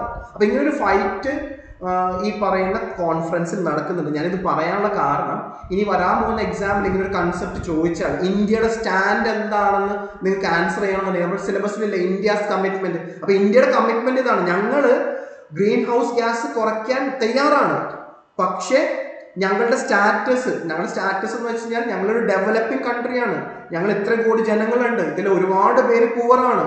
ഓക്കെ. അപ്പോൾ ഞങ്ങൾക്ക് പെട്ടെന്ന് എന്ത് ചെയ്യാൻ, അപ്പൊ ഞങ്ങൾക്ക് അല്ലെങ്കിൽ നിങ്ങൾ എന്ത് ചെയ്യും, നിങ്ങൾ സാമ്പത്തികമായിട്ട് ഞങ്ങൾ സഹായിക്കും, ഞങ്ങൾക്ക് ഇത്ര കുറെ കോടികൾ പൈസ താ, അപ്പൊ ഞങ്ങൾ എന്ത് ചെയ്യാം, ക്ലീൻ എനർജിയിലേക്ക് മാറ്റാം. നിങ്ങളെ സഹായം ഇല്ലാണ്ട് തന്നെ ഞങ്ങൾ കുറെ ചെയ്യുന്നുണ്ട്, ഞങ്ങളുടെ ഒരു പ്ലാൻ ഓഫ് ആക്ഷൻ ഉണ്ട്. അപ്പൊ ഈ ഒരു ഐഡിയ നിങ്ങൾ മനസ്സിലാക്കി വെക്കുക. ഓക്കെ. എനിവേ, അപ്പോൾ കോൺഫറൻസ് ഓഫ് പാർട്ടിയിൽ ഇന്ത്യൻ്റെയും ഡെവലപ്പിംഗ് കൺട്രീസിന്റെ സ്റ്റാൻഡ്, ഓക്കെ, ഇന്ത്യൻ ചൈനയൊക്കെ അവിടെ ഏകദേശം ഒരേ സ്റ്റാൻഡാണ്, ഒന്നിച്ചാണ് ക്ലൈമറ്റ് കോൺഫറൻസിൽ നമ്മൾ അവിടെ എതിർപ്പൊന്നും, ഇന്ത്യ ചൈന ഫൈറ്റ് ഒന്നുമില്ല. ബിക്കോസ് നമ്മൾ ഡെവലപ്പിംഗ് കൺട്രീസ് എന്ന നിലയിൽ ഡെവലപ്ഡ് കൺട്രീനെ ഫൈറ്റ് ചെയ്യുന്ന, ഒരുമിച്ച് നിന്നാണ് ഫൈറ്റ് ചെയ്യുന്നത്. ഓക്കെ. അപ്പോൾ ആ ഒരു കണ്ടീഷൻ നിങ്ങൾ മനസ്സിലാക്കാം. അപ്പോൾ ടൈം പീരീഡ് ക്വസ്റ്റ്യനിൽ ചോദിച്ചിട്ടുണ്ട്. അപ്പോൾ ഇവിടുത്തെ പ്രധാനപ്പെട്ട തീരുമാനം, അതായത് ദുബായിൽ നടന്ന 2023 നടന്ന കോൺഫറൻസ് ഓഫ് പാർട്ടീസ് 28 പ്രധാന തീരുമാനങ്ങൾ ഒന്നെന്ന് വെച്ചാൽ, ഒരു ഹിസ്റ്റോറിക്കലി ഇതാണ് ഹൈലി ഡിബേറ്റഡ്. ഈ ഹൈലി ഡിബേറ്റഡ് എന്ന് പറഞ്ഞാൽ ഞാൻ ഈ പറഞ്ഞ കാരണം ഹൈലി ഡിബേറ്റഡ്. എന്നാൽ അവർ അഗ്രിമെന്റിൽ എത്തി. എന്താണ്, എല്ലാ നേഷനോടും എന്ത് ചെയ്യാൻ പറഞ്ഞു, ഫോസിൽ ഫ്യൂവലിൽ നിന്ന് ക്ലീൻ എനർജിയിലോട്ട് മാറാൻ 2050 മാറാനുള്ളൊരു അഗ്രിമെന്റ് വന്നു. ഓക്കെ. അപ്പൊ അതിന് ഇന്ത്യക്കുള്ള പ്രശ്നങ്ങൾ ഇതൊക്കെയാണ്. ഓക്കെ. ഇനി അടുത്ത കോൺഫറൻസ് 2024 കോൺഫറൻസ്, ടൈം പീരീഡ് ഒന്ന് നോട്ട് ചെയ്ത് വെച്ചോട്ടോ. നവംബർ 11 മുതൽ 24 എവിടെ വെച്ചിട്ടാണ് നടന്നത്, അസർബൈജാനിൽ ബാക്കുൽ വെച്ചിട്ടാണ് കോൺഫറൻസ് ഓഫ് പാർട്ടീസ് 29 നടന്നത്. ഈ കോൺഫറൻസിൽ ഏറ്റവും കൂടുതൽ ഇമ്പോർട്ടൻസ് കൊടുത്തതെന്ന് വെച്ചാൽ, അതാണ് ഞാൻ പറഞ്ഞത്, ഫിനാൻസ്. ഈ വേർഡ് ഓർത്ത് വെച്ചാൽ ഫിനാൻസിനാണ് ഇമ്പോർട്ടൻസ് കൊടുത്തത്. എന്ന് വെച്ചാൽ ഫിനാൻഷ്യലി എങ്ങനെ എത്ര ഫണ്ട് വേണം ഈ പറയുന്ന ക്ലീൻ എനർജിയിലോട്ട് മൂവ് ചെയ്യാനും ഈ ഗ്രീൻ ഹൗസ് ഗ്യാസ് കുറയ്ക്കാനും, അതിൻ്റെ ഒരു ഇമ്പോർട്ടൻസ് ആണ് ഈ കോൺഫറൻസിന്റെ പ്രത്യേകത. അതൊന്ന് ജസ്റ്റ് ആ ഫിനാൻസ് എന്നുള്ള വേർഡ് നോട്ട് ചെയ്ത് വെച്ചാൽ മതി. റീസെന്റ് ആയിട്ട് നടന്ന കോൺഫറൻസ് നടന്നത് ബ്രസീലിലാണ്, ബെലം എന്ന സ്ഥലത്താണ്. പ്രത്യേകം നിങ്ങൾ ശ്രദ്ധിക്കണം, ആമസോൺ ഫോറസ്റ്റിന്റെ തൊട്ടടുത്ത് വെച്ചിട്ടാണ് ഈ സ്ഥലം കിടക്കുന്നത്. Okay. Heart of the bellum, Brazil. വേണമെങ്കിൽ നിങ്ങൾക്ക് കറണ്ട് അഫയർ ആയിട്ട് ചോദിക്കാം, ബെലം, ബ്രസീൽ. എന്താണ് ഈ സ്ഥലത്തിന്റെ പ്രത്യേകത? ആമസോൺ ഫോറസ്റ്റിന് വളരെ തൊട്ടടുത്താണ്, heart of the Amazon forest. Okay. കാരണം ആമസോൺ ഫോറസ്റ്റ് ഞാൻ പറഞ്ഞില്ലേ, ഗ്ലോബൽ വാർമിംഗിൽ ഉള്ള പ്രശ്നം എന്ന് വെച്ചാൽ ഈ പറയുന്ന ബേണിംഗ് ഓഫ് ഫോസിൽ ഫ്യൂൽ മാത്രമല്ല, ഡിഫോറസ്റ്റേഷൻ വലിയൊരു പ്രശ്നമാണ്. അപ്പൊ ആമസോൺ ഫോറസ്റ്റ് എന്നൊക്കെ പറയുന്നത് ഒരു മേജർ കാർബൺ സിങ്ക് ആണ്. അപ്പൊ അവിടെ ഡിഫോറസ്റ്റേഷൻ നടക്കുമ്പോഴത്തേക്കും ഈ പറയുന്ന കാർബൺ റിലീസ് ചെയ്യുന്നുണ്ട്, കാർബൺ എമിഷൻ നടക്കുന്നുണ്ട്. അപ്പൊ അതുകൊണ്ട് തന്നെ ഈ ഇവിടെ വെച്ച് കോൺഫറൻസ് ഓഫ് പാർട്ടീസ് 30 നടന്നത് ബ്രസീലില് ബെല്ലം എന്ന് പറയുന്ന സ്ഥലത്ത് ആമസോൺ ഫോറസ്റ്റ് വളരെ തൊട്ടടുത്ത് ആയതുകൊണ്ട് അവരുടെ ഫോക്കസ് മുഴുവൻ എന്തായിരുന്നു, nature based solution to address climate change and global warming, ബയോഡൈവേഴ്സിറ്റിക്ക് ഫോക്കസ് കൊടുത്തു. ആൻഡ് ദേ സെറ്റ് ഒരു next generation of climate action പ്ലാനും വന്നു. അപ്പൊ ആ ഒരു സ്ഥലത്ത് നടന്നുകൊണ്ട് ക്ലൈമറ്റ് ചേഞ്ചിന്റെ ഫോക്കസ് അതായിരുന്നു. ഇനി അടുത്തത് വരാൻ പോകുന്നത് ടർക്കിയിൽ വെച്ചിട്ടാണ് 31st കോൺഫറൻസ്. അത് ജസ്റ്റ് ഒന്ന് ഐഡിയ ഉണ്ടാക്കി വെക്കാം. ഇനി നോക്കി 2024 ചോദിച്ചു 2023 കോൺഫറൻസ് എവിടെ വെച്ചാണ് 2023 എന്ന് പറഞ്ഞില്ല, പകരം എന്ത് പറഞ്ഞു COP28 എന്നേ പറഞ്ഞോളൂ. COP28 UN climate change conference എവിടെ വെച്ചാണ് നടന്നത്? നമുക്കറിയാം ദുബായ് വെച്ചിട്ടാണ് നടന്നത്, UAE ദുബായ് വെച്ചിട്ടാണ്. പിന്നെ അതേ ക്വസ്റ്റ്യൻ അതേ ഇയറിൽ തന്നെ നെക്സ്റ്റ് സ്റ്റേജിൽ ചോദിച്ച ചോദ്യമാണ്. മൂന്നാമത്തെ സ്റ്റേറ്റ്മെന്റ് നോക്കിയേ. അത് അവർ പറയുന്നത് ക്ലൈമറ്റ് കോൺഫറൻസ് ദുബായിൽ നടന്നു, ക്ലോസ് ചെയ്ത ഡേറ്റ് പറഞ്ഞു. ഇതൊരു കറണ്ട് അഫെയർ ആണ്. സാധാരണ സമയത്തിനെക്കാട്ടി കൂടുതൽ ടൈം എടുത്തു. 12-ാം തീയതി അവസാനിക്കേണ്ടത് 13-ാം തീയതിയാണ് അവസാനിച്ചത്. ഒരു തീരുമാനത്തിൽ എത്താൻ പറ്റാത്തത് കൊണ്ട് അപ്പോൾ അവർ ഡേറ്റ് മാറ്റി കൊടുത്തു. അപ്പോൾ ഇത് തേർഡ് സ്റ്റേറ്റ്മെന്റ് തെറ്റാണ്. ബിയും ഡിയും നമുക്ക് എലിമിനേറ്റ് ചെയ്യാം. ഫസ്റ്റ് സ്റ്റേറ്റ്മെന്റ് കറക്റ്റ് ആണെന്ന് പറയുന്നത്. അപ്പോൾ ഇത് രണ്ടും ഏർലി 2024 കറണ്ട് അഫെയർ ആണ്. അതായത് 2024 ഏർലി നടന്ന കറണ്ട് അഫെയർ ആണ്. എന്താണ്? Scientist discovered a recent formed ocean inside Saturn's moon Mimas. ഇത് കറക്റ്റ് ആണ്. 3D printer creates brain tissue that acts like a real thing. അപ്പോൾ ഇവിടെ 3D പ്രിന്റർ മാത്രമല്ല, ബയോടെക്നോളജി കൂടെ ഹെൽപ്പോട് കൂടി എന്ത് ചെയ്യാൻ പറ്റി? ബ്രെയിൻ ടിഷ്യൂ ക്രിയേറ്റ് ചെയ്യാൻ പറ്റി. അപ്പോൾ ആ സ്റ്റേറ്റ്മെന്റും ഇത് രണ്ടും പ്രധാനപ്പെട്ട ഒരു സയൻസ് ആൻഡ് ടെക്നോളജി റിലേറ്റഡ് ആയിട്ടുള്ള ഒരു കറണ്ട് അഫെയർ ആയിരുന്നു. അത് രണ്ടും സ്റ്റേറ്റ്മെന്റ് ആയിട്ട് വന്നു. അപ്പോൾ അത് രണ്ടും ശരിയാണ്. ആൻസർ വരുന്നത് C ആണ്. അപ്പോൾ ഇങ്ങനെയൊക്കെ ക്വസ്റ്റ്യൻസ് ചോദിക്കാറുണ്ട്. ഇതാണ്. അപ്പോൾ ഇങ്ങനെയാണ് ഇതുവരെ ഡിഗ്രി ലെവലിൽ സയൻസ് ആൻഡ് ടെക്നോളജിയിൽ ഗ്ലോബൽ വാർമിങ്ങിൻ്റെയും കാർബൺ എമിഷൻ്റെയും അതേപോലെ തന്നെ റിലേറ്റഡ് ആയിട്ടുള്ള ക്വസ്റ്റ്യൻസ് എല്ലാം ക്ലൈമറ്റ് ചേഞ്ചിന് റിലേറ്റഡ് ആയിട്ടുള്ള ക്വസ്റ്റ്യൻസ് വന്നിട്ടുള്ളത്. ഇതിൽ നമ്മൾ പ്രധാനപ്പെട്ട കുറച്ച് കറണ്ട് അഫെയർ എല്ലാം നമ്മൾ ഇതിൽ ഡിസ്കസ് ചെയ്തിട്ടുണ്ട്.